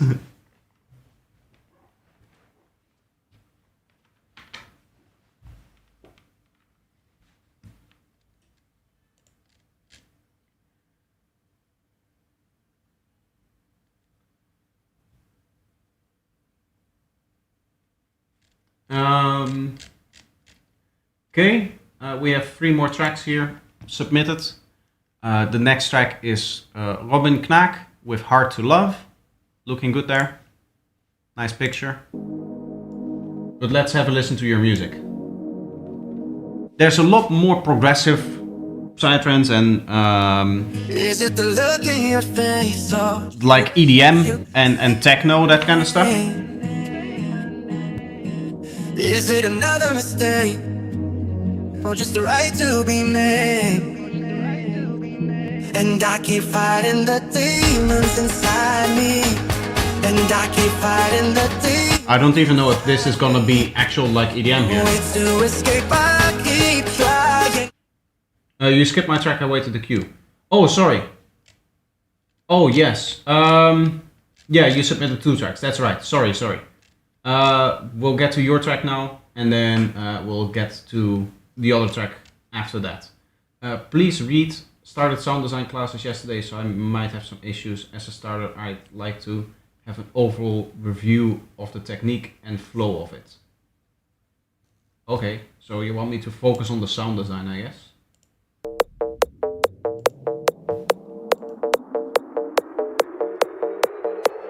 This is also feeling like more towards the progressive side.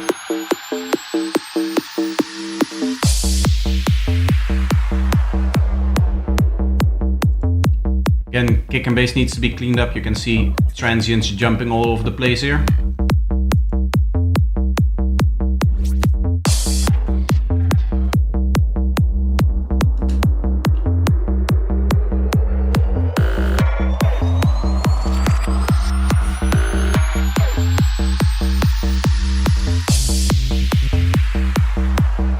There's no fills. So it's just all extended everywhere. Like there's no moment of pause between the drops. You definitely want to have that so that the listener can be reset if they join the dance floor halfway through. I also think a square bass like this can use a little bit of stereo whiff since you're going for like a very progressive feeling idea here. Sound design wise, everything up until this point is sounding nice. I like the New Kids synth here. That's what it reminds me of, like the happy hardcore synth almost.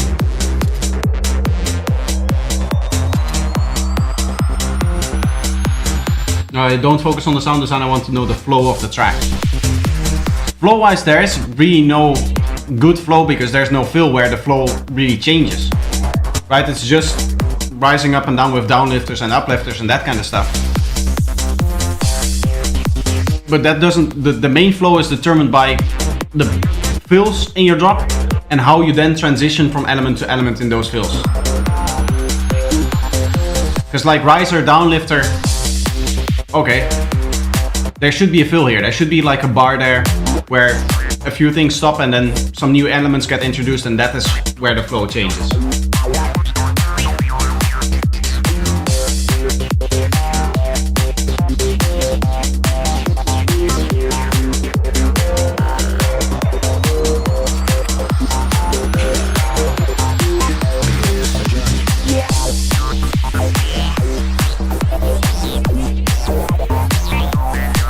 You have some rumble here in the low frequencies. You definitely want to get rid of that. I don't know where that is coming from, but there's seemingly a very big issue. You can also see that because this analyzer is lagging and kind of moving up and down like that sometimes.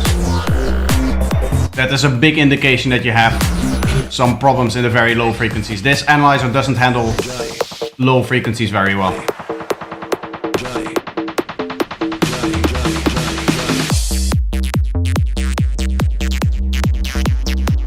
Again, kick and bass is fairly quiet for the track.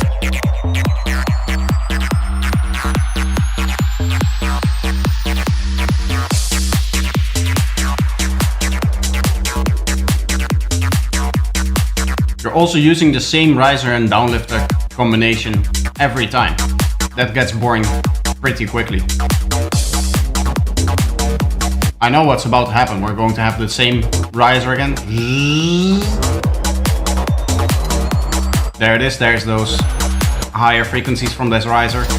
And then it's noise part here. And then you have a small crash, and then it goes the same downlifter again.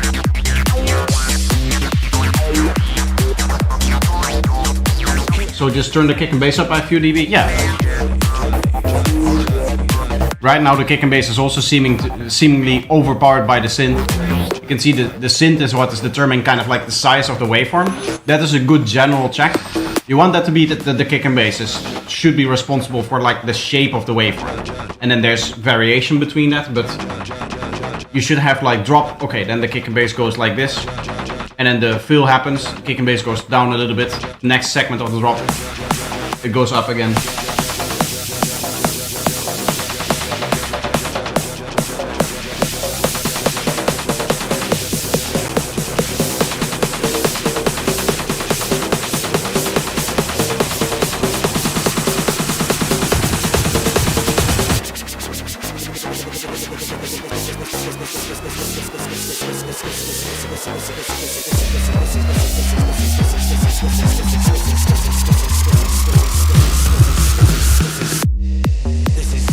Yeah, you can see the difference between the waveform here and here.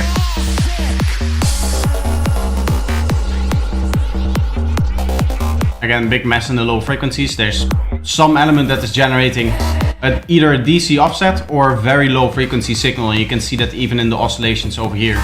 So you definitely want to get rid of that.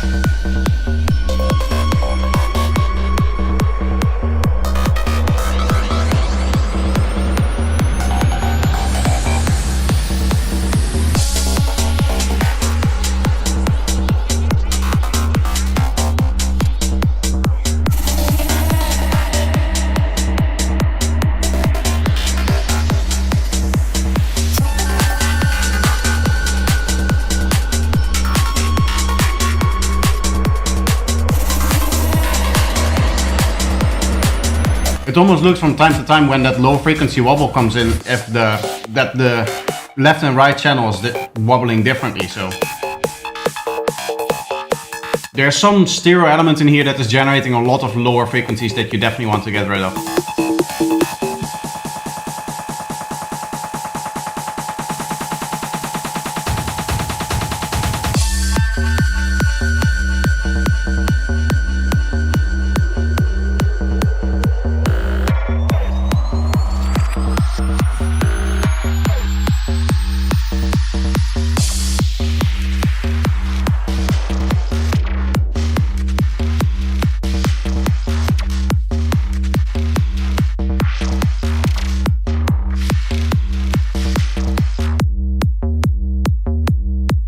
Get no fill here when the drums stop.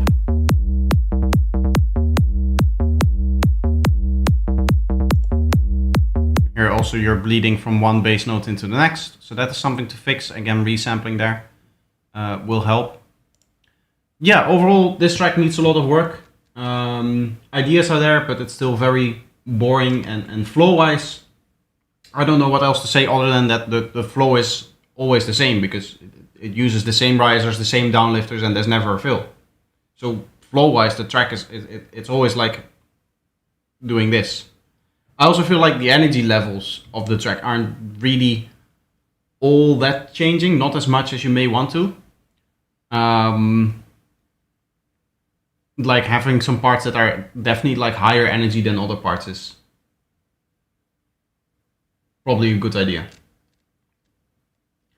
So now we go to Robin Knaak with Hard to Love. That's this track over here. Yeah, it's just a few hours of work. Yeah, okay, then to be honest, it sounds like that. The most important part that you should look into are the fills for you. That is very important that you do that correctly, specifically for the flow of the track, because that is where elements change. Right, that is when the next segment of the drop starts. That is where suddenly a new element comes in, for example.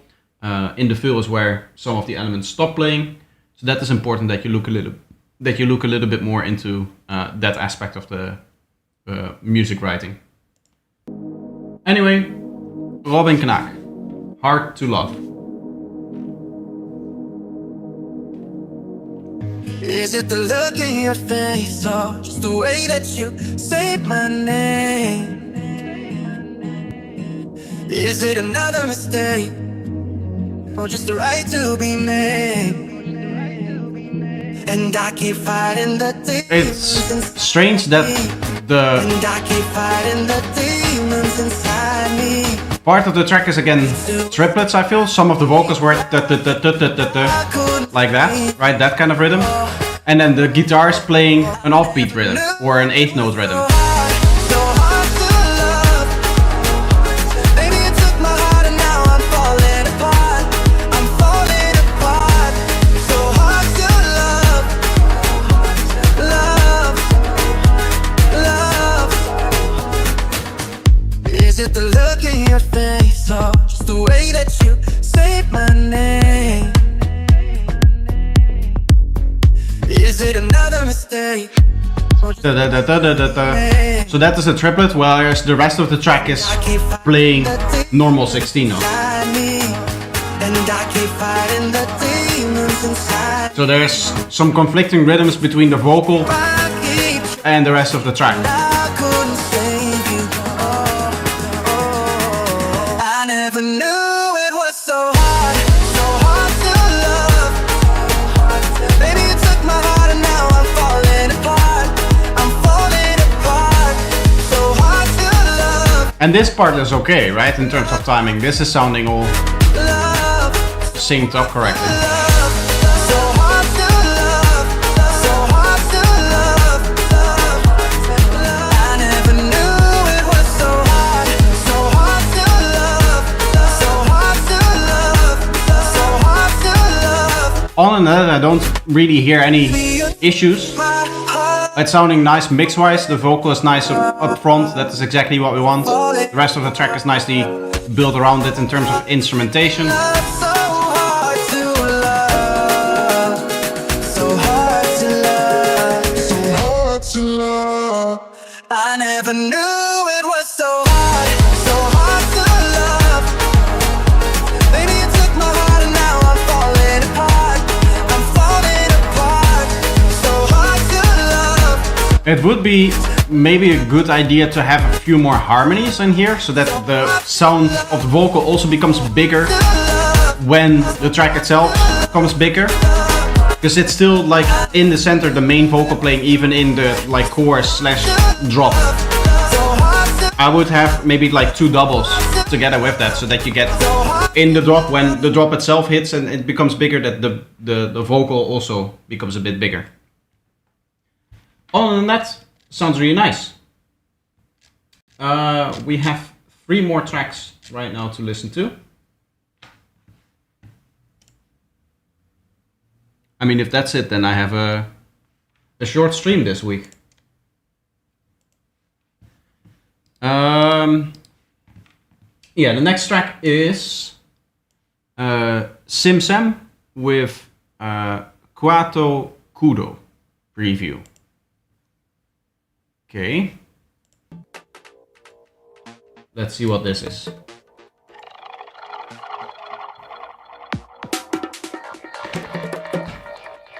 This starts off sounding a bit more actual psytrance-y.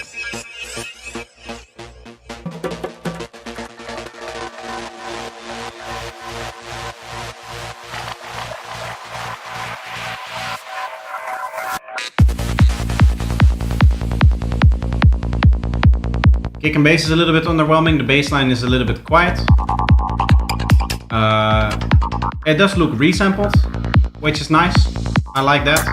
Could be a little bit louder, and the kick could have a little bit more oomph in the low frequencies here. I think it closes too quickly.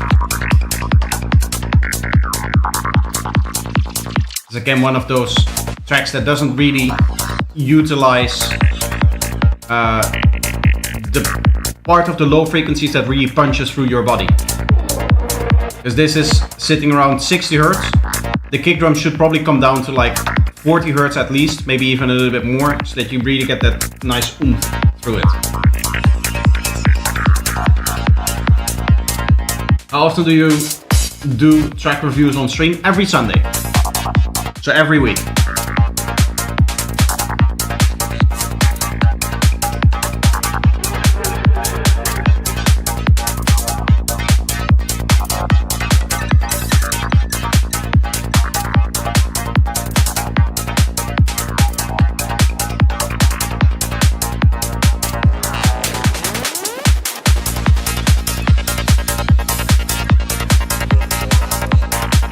The synths change pattern, but they don't change sound, meaning that it has a higher chance of becoming boring.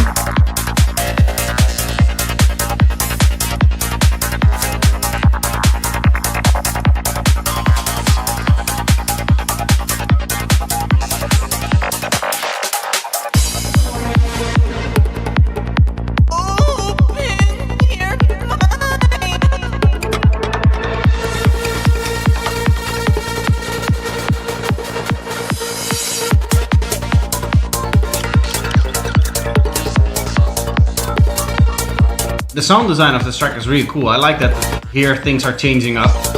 That's always a good idea to keep it spicy. Just again, the kick and bass is just not having enough power in this track. Because it's so high, the kick drum should definitely go under there.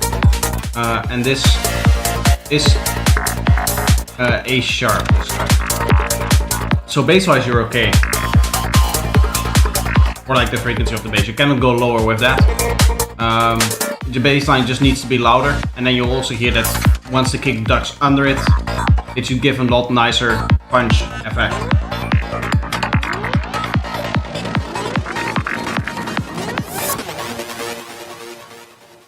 Do you think I can just make the bass louder to fix that? To fix the bass, you can, yeah, just make it a bit louder. But the kick drum needs to be, in my opinion, remade.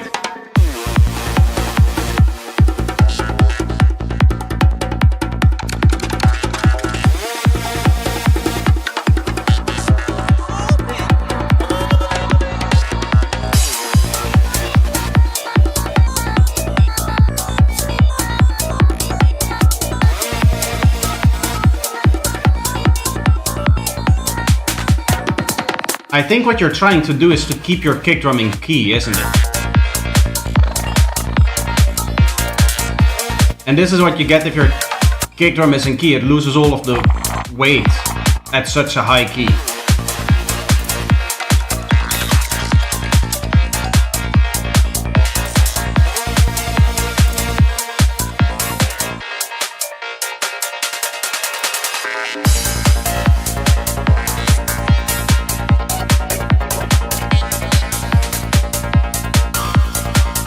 I feel like a lot of the sound design is very the same.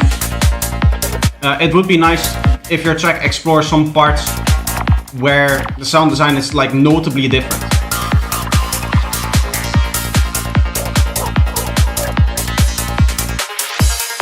Because now it's just playing the same kind of softer sounds over and over again.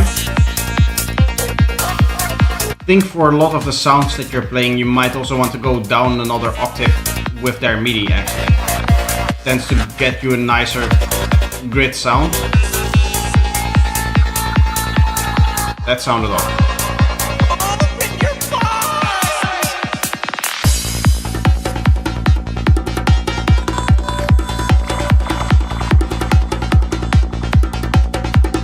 Suddenly a very mono section. Those drums could definitely use some stereo with.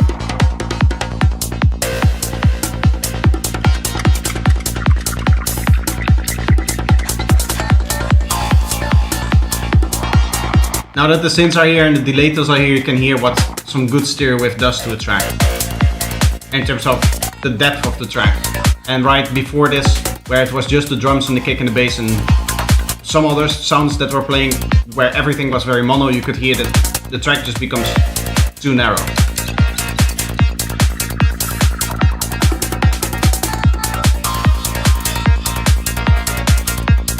I made a kick drum in kick 2, I can just flatten it there to fix that. Yes, exactly. It's a bit of a strange shape for a sidehands kick. It tapers off too quickly. Generally you want this to be a little bit more bigger. Of course you don't want to extend into the part where the bass plays. You just want to extend it over here. And then in this case, your kick is tuned to the key of the track. Abandon that idea. There's much better ways of mixing it in with your bass line than having the kick in key.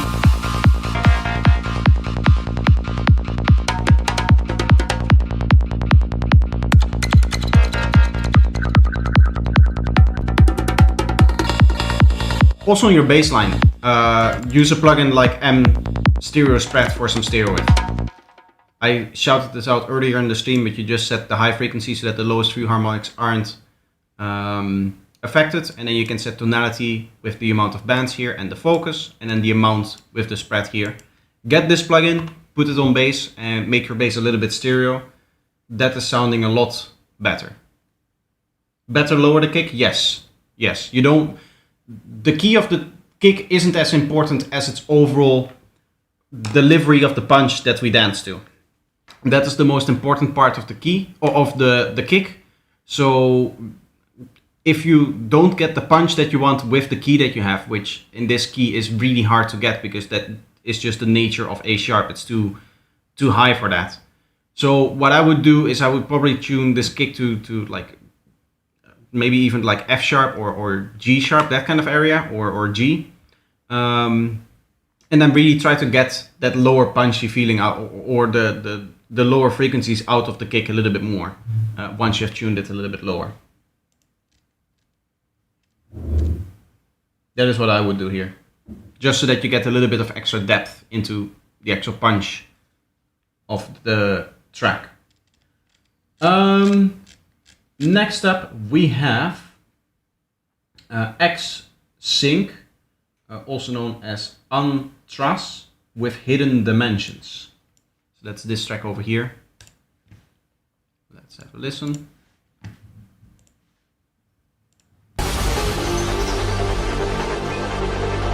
Starting off fairly strong and compressed sounding, but fairly detailed.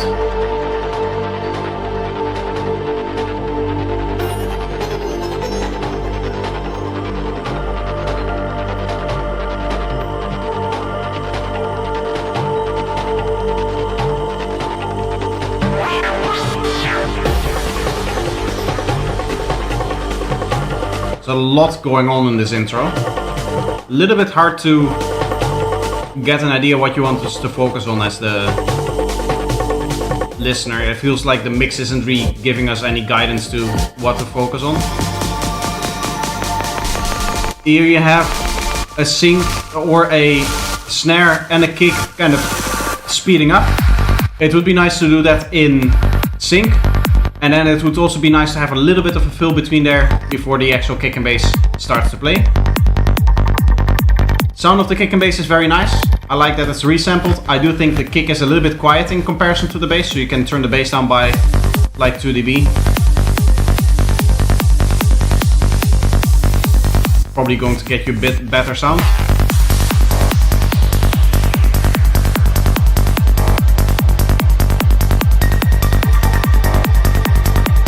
I really like that sound.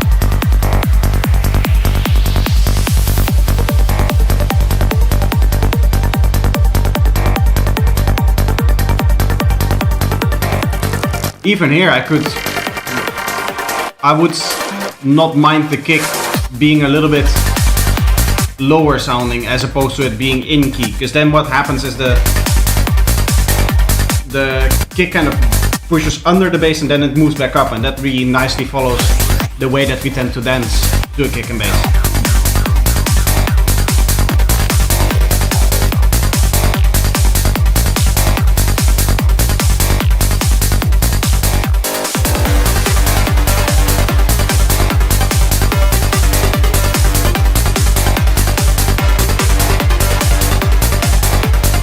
Yeah, mix-wise this could definitely be better. I feel like it's slightly over bright.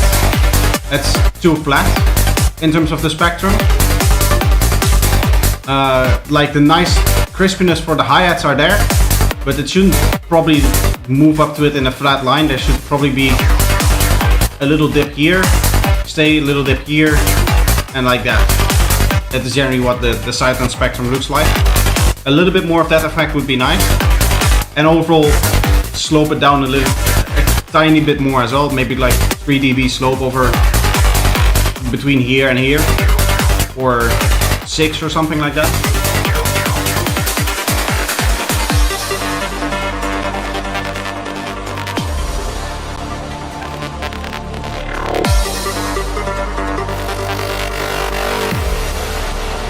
I like this key change in here, I like that. Nice way to give a little bit more emphasis there.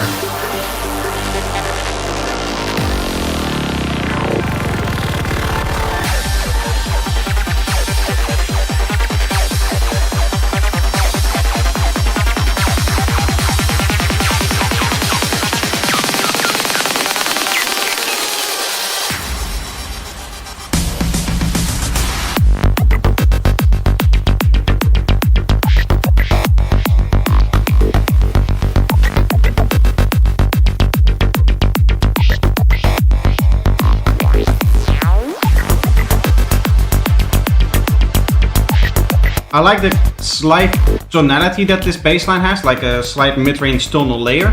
I do think that this bass line would also benefit from some stereo lift.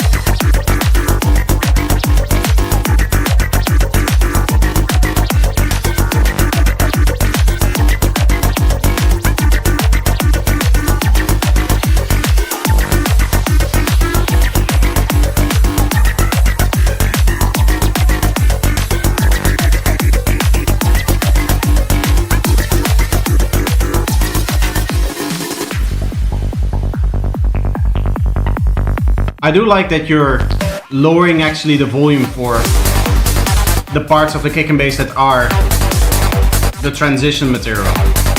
Right, like that is like low pass or high pass or that kind of stuff. That lowering that volume a little bit is really a great way to give a little bit more impact to the actual drop. Gotta get that plugin. It is really good at what it does.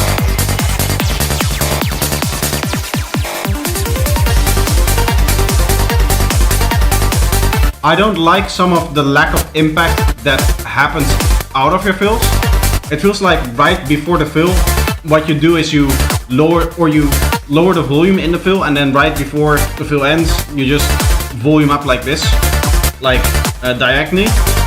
I think you'll get better results if it clicks up and if there's a sudden impact on that first kick that plays again.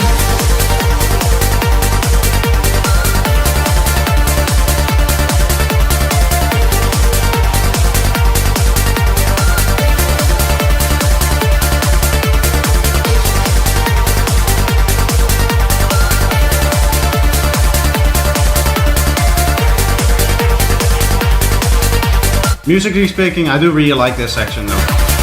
Like the ideas in the track are very nice. I do think here you're getting a few too many elements put together. So here I would get rid of the like melodic flute thing again and just get that FM synth pre-cutting through the mix again. Get all of the like backing super saws, whatever it is that is like playing chords in the background, all of that out, and just have that FM synth be super powerful.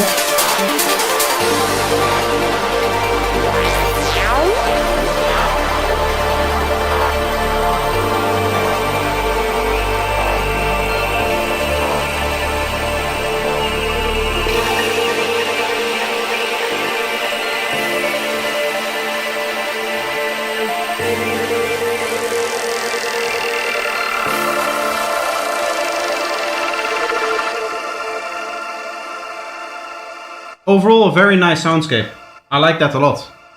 Almost sounds like you're implementing some like color bass sound design techniques there towards the end.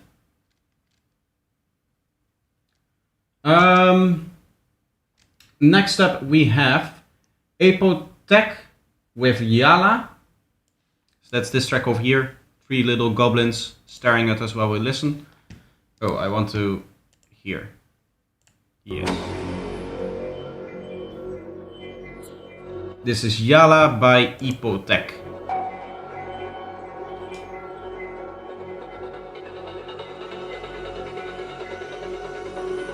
Again, a nice starting soundscape here. I like how the vocal and the atmospheres kind of morph together.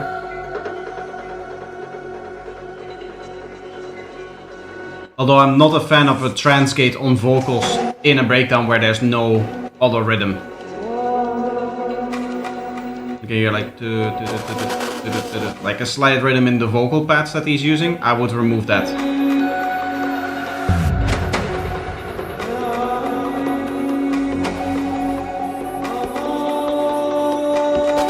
Here the vocals are getting to the point where they become a little bit too wide.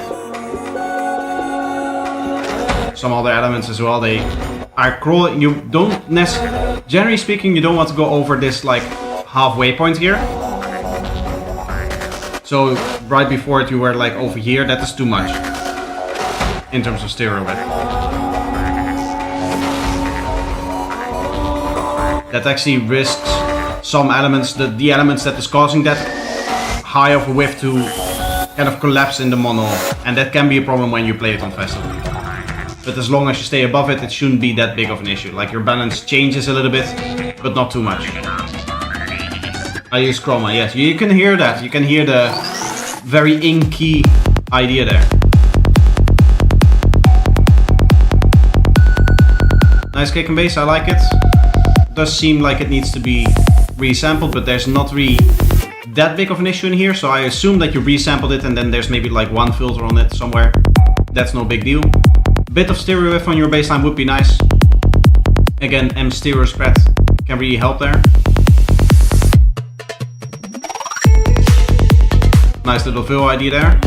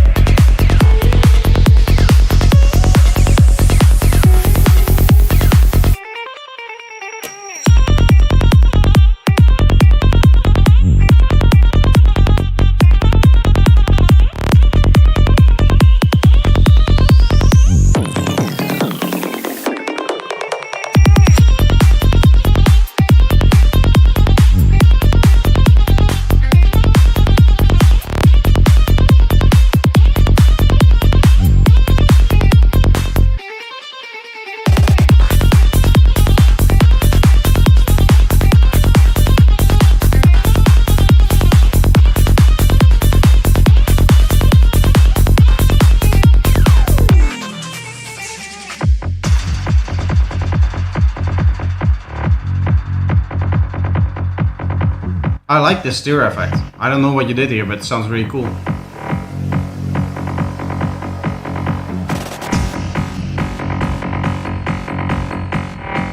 Almost some kind of like spectral resonator, but with some reversing into it as well, from time to time.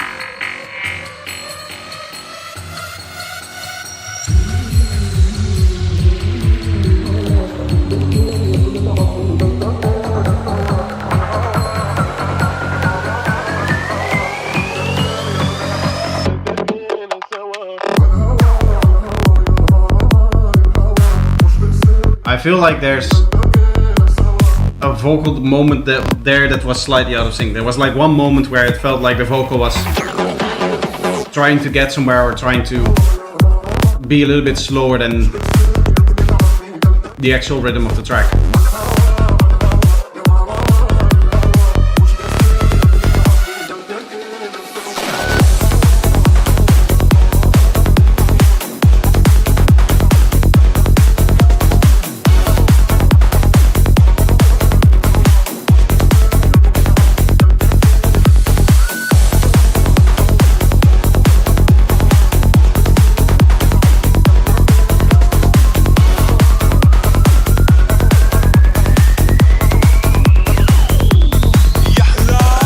M-comb and trash 2. Interesting. If I had to guess, I would have gone with like a spectral resonator type thing.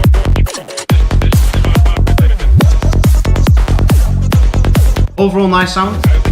I like when you have reverse kicks to chop off the very start of the kick so that the reversing doesn't go like this, where it goes all the way up pitch and then all the way down again, but rather it goes up a little bit and then the impact of the kick still hits, so that the kick actually has an impact and not like a sweep.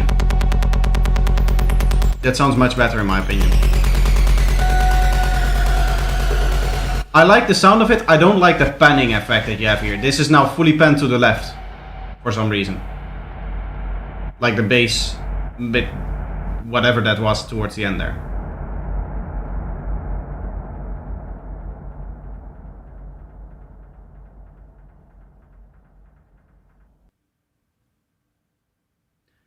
Basic question here, what is the benefit of resampling kick/bass? You work in audio and therefore you can see exactly where stuff starts and stops and make sure that it doesn't overlap with the next note or the previous note or whatever. It gets you a cleaner sound. It means that you get the maximum amount of punch also. There's this really big effect that is exaggerated on festival systems where if you are already playing some bass and then a new bass instance hits, it doesn't really have that same push to it as it does when you resample the kick and bass and keep it clean. It's the Haas effect causing it. Yeah, then I wouldn't use the Haas effect.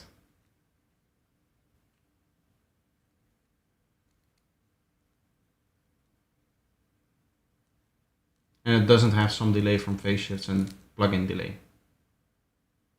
Yeah, that as well. Yeah, if you're using some high delay plugins for whatever processing that you need to do, say that you're linear phase EQing your kick drum, then resampling and removing that EQ from your project will reduce the latency of your project, which can be fun when producing. Generally speaking, producing with a lot of latency is annoying. That being said, I have had like projects where the latency is like half a second, and even there it doesn't feel like as dramatic as somebody that is like recording vocals or something like that. That is there it is a much bigger issue.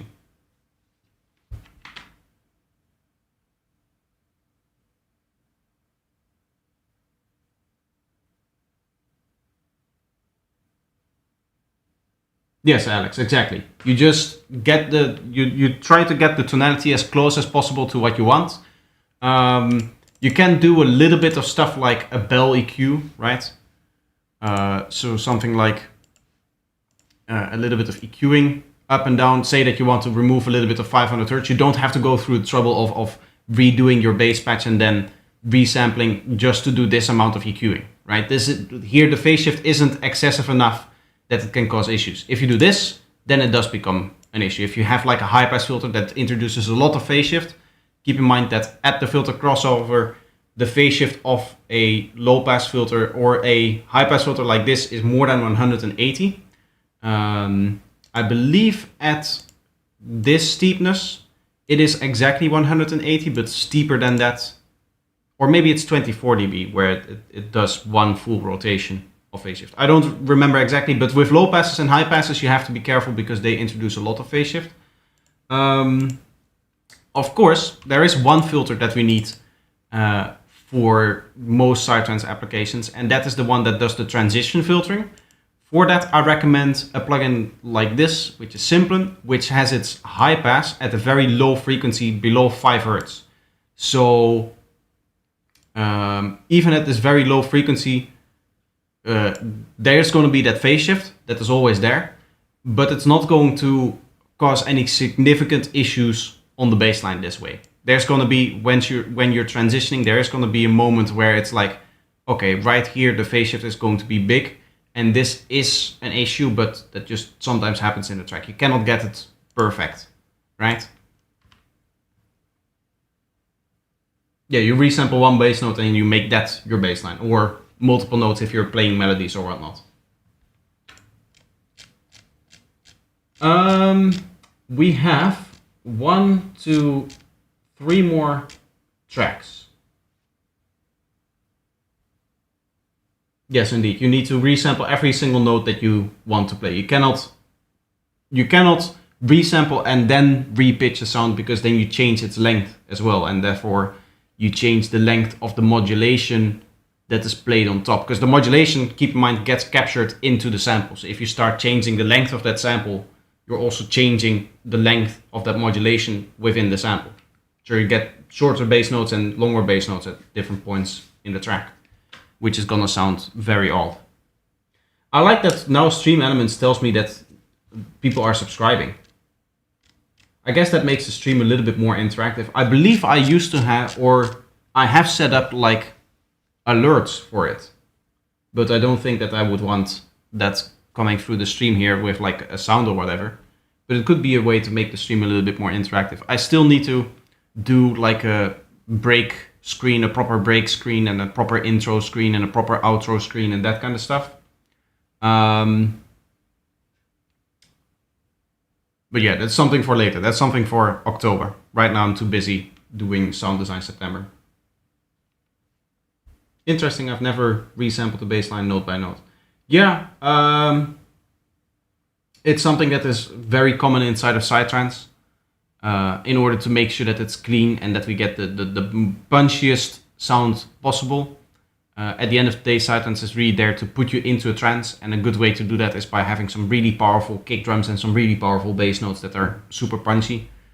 And the best way to achieve that is remove any excess bleeding, because then you create actual space on the transient, right? You can imagine that if the transient is still battling with like the low frequency oscillation of the last note, it's going to get pushed into a limiter, and therefore it gets crushed. It gets crushed in the waveform that is still playing, the bleeding that is still playing. That is the basic idea of it.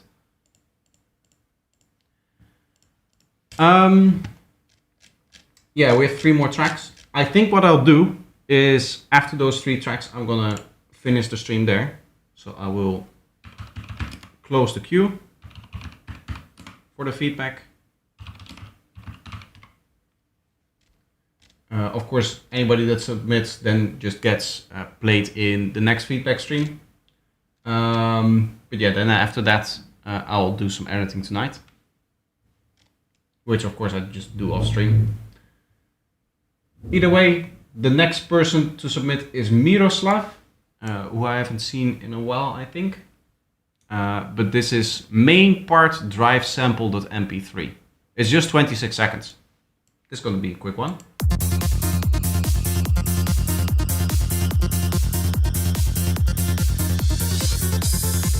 Okay, we're playing an F1 here. This is probably a bit more like a new Goa idea, so there I think it's okay. I do think the kick can have a little bit more volume here. And of course, you would want to resample here because you can see this transient. You can see where like the bass line is transient is supposed to be and where it's oscillating, and you can see that it isn't oscillating around the 0 line. That is true with the kick as well. The kick transient is playing over here, and then it goes a little bit lower and then goes back up again. That is this bass line still playing over here. So that is what you want to get rid of when it comes to resampling there. Neo Goa, yes. For Neo Goa, this kind of works. I do think that for Neo Goa, we still have the more knocking lower frequency kick drum. So that's probably something that I would go for, like the kind of classical Goa kick drum, right? Where it's really like knocky and still has a lot of bass to it, and the bass kind of plays an octave above that.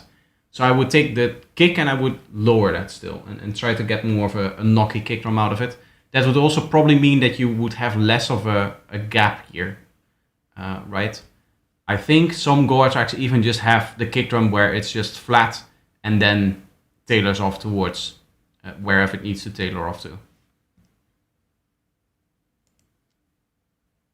Miroslav, you're welcome. Nice to see you here as well. Next up, we have Mystery Box 1588, also known as Figure It Out or Lemuria, with composition bounce. This is a dirty bounce. If you could just focus on. So if you could just focus more on the writing, mix is still messed up because I just changed kick and bass levels and I haven't rebalanced everything. Okay.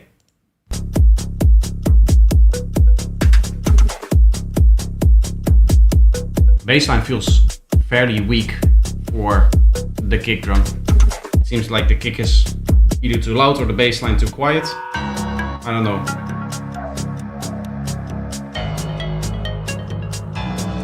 I really need to get the padding for my headphones because I'm starting to develop a dent.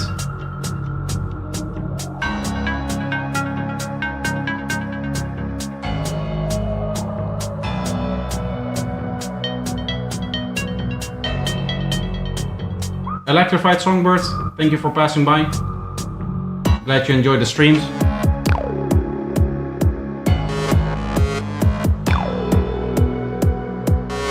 It's a very mono track.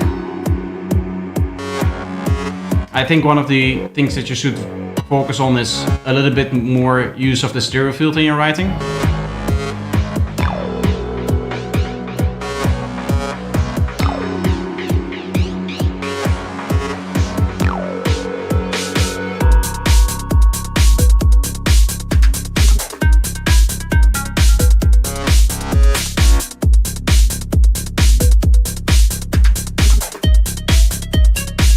I mean, the kick volume is okay. What I would do is probably turn up the bass.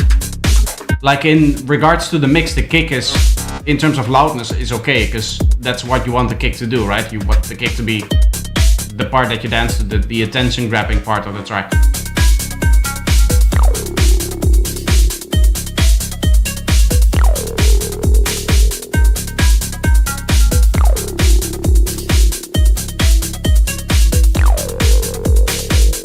Yeah, my main issue with this track is that it's too mono.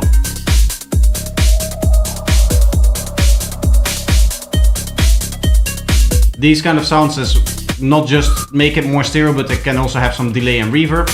Like a nice reverb tail also makes stuff a little bit more stereo, of course.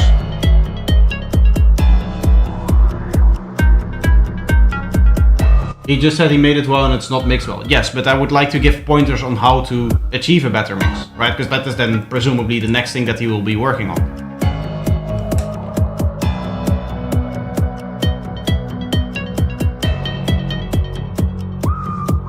I would say the track is kind of dragging on a bit.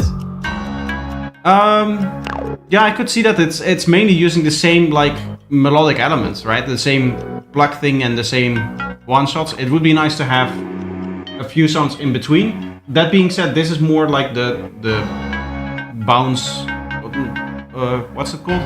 Bouncy house or something like that, where we have, or the, what's it called? Tech house, sorry.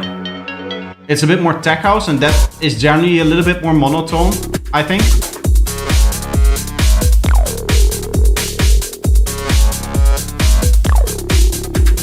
You can increase the ratio of drop to break. You can have the drops be a little bit longer, and there you can maybe develop a few more themes for the track, a few more different, distinct ideas, as opposed to the same ideas over and over again.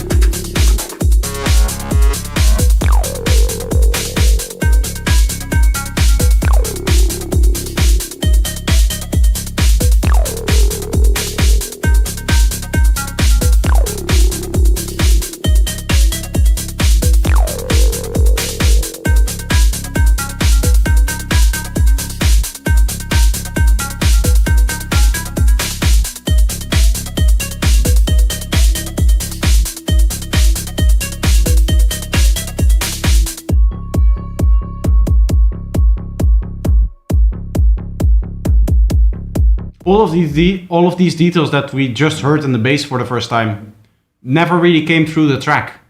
Now that the kick and bass was playing on its own, you could really hear them.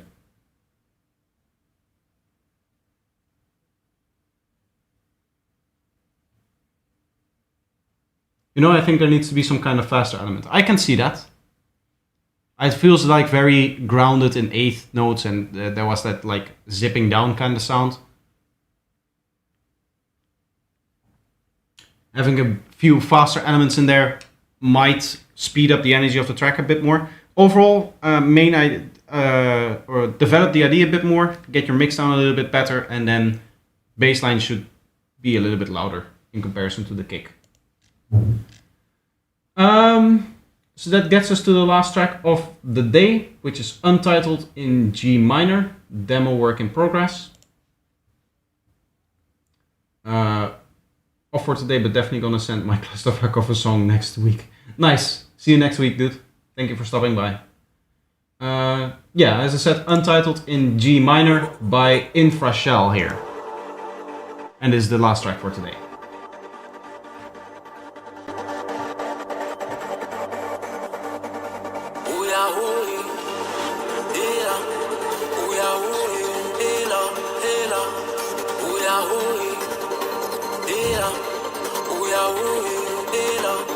Feel like this vocal is slightly too mono. Could have a bit of interest in the stereo field, especially when this sound comes in. It's interesting to, when they have more sustained melodic verse, to make it even more stereo so that it sounds bigger. Like it started off a little bit faster, this vocal, now it's like slower notes. You make that slower notes a bit more stereo still.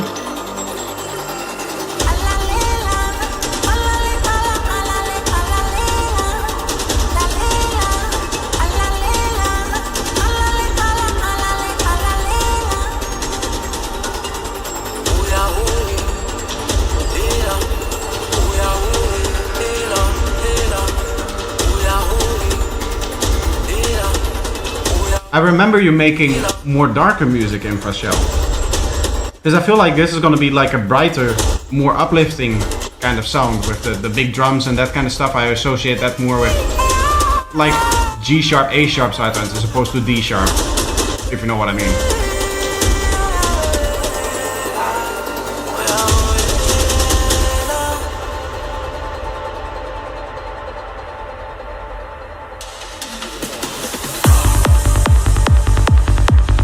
I guess that is something that you do.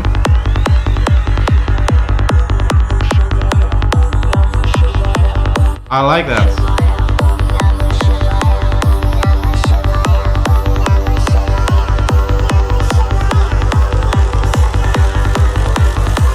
I like this idea that you have here with the vocals. I just think it becomes a little bit too reverberated there.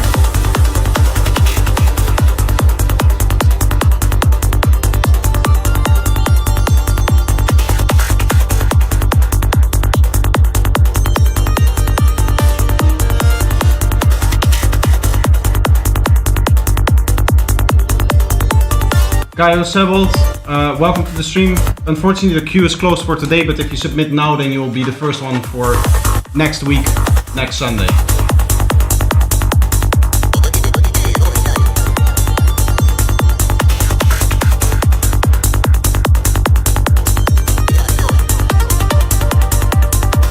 I like the sound of it. What I don't really like is this big of a scoop in like the third, fourth harmonic here. You can definitely boost this a little bit in your bass sound. It almost feels like you're notch filtering it out over here, looking at it.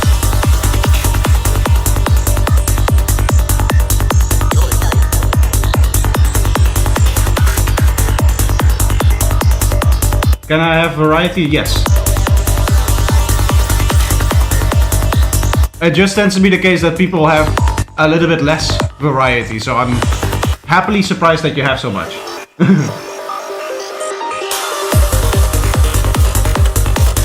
Nice transition there. I like it.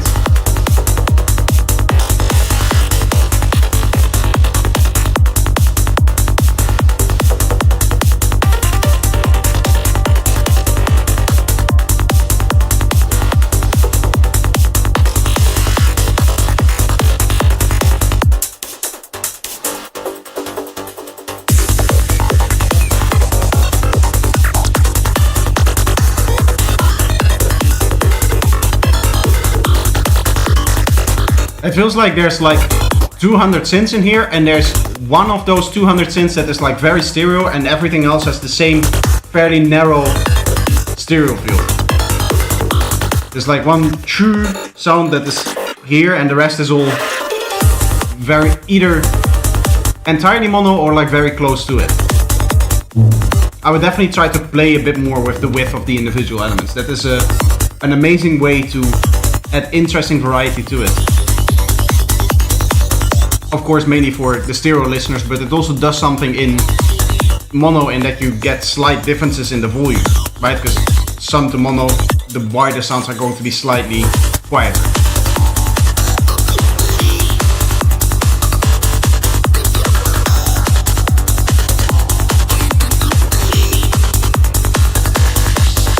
Like we have it over here. This is nice that you're playing one element that is fairly narrow, and then we have some elements that are wider. So this would be a good reference for that other part to use.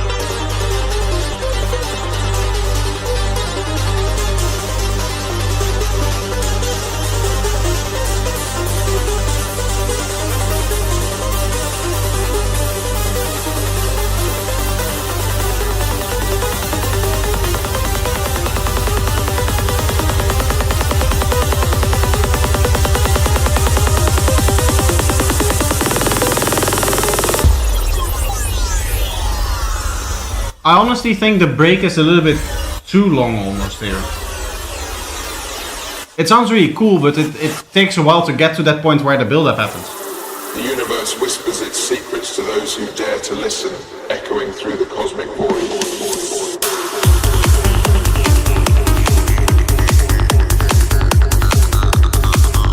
I like that vocal. I do think it's maybe a bit on the loud side there, that you can see the waveform is already like this loud, and then the drop happens and it stays this loud. Generally speaking, you want a little bit of an increase there so that the drop has some impact. It becomes a bit bigger at that point. So mix-wise, that is what I would try to go for. I also don't like the change of drums halfway through the section, especially if it's going lower, while the energy of the track itself stays like higher like that. That sounds a little bit off.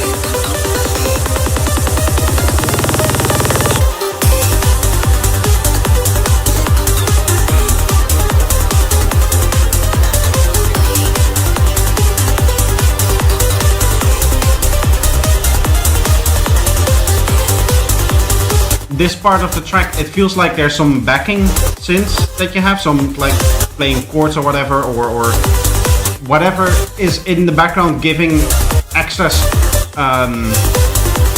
warmth and stuff like that.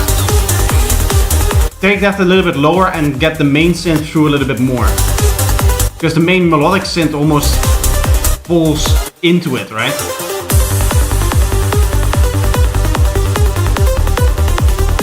Like now you can hear it again, so now that other synth is definitely gone.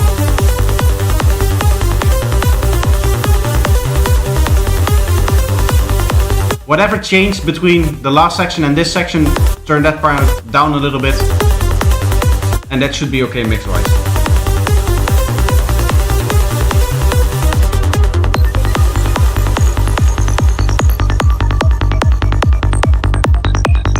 Is there a place where you can meet the people here?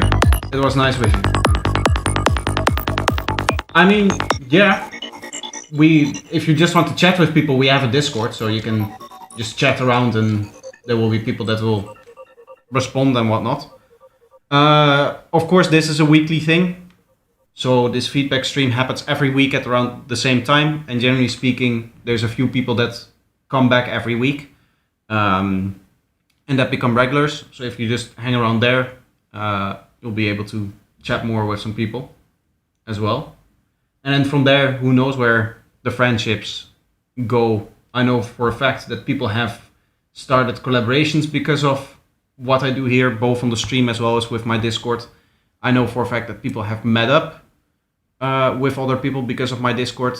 I've actually personally met up with a few people through my Discord whenever I go to Burning Mountain, the guy that I go with, I guess the guy that I go with there. I met him through my Discord server, and then he became a student of mine for a while, and now we organize every year to go to a festival there. But also other festivals, there's people that say like, oh yeah, I'm in your Discord, that kind of stuff. So there's a community being built around my channel and everything that I do. So you can just hang out wherever that community hangs out, either Discord or wherever else. Anyway, that's going to be the stream for today. I hope you guys enjoyed everything.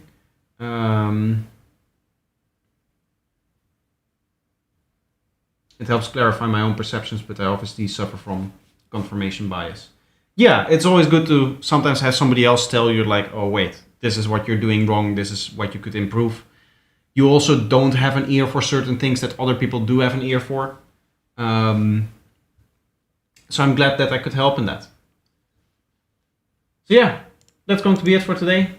I guess a little bit of a shorter stream, but I like it. I have editing work to do, as you can imagine now that I'm posting a video every day. But yeah, see you guys. Cheers.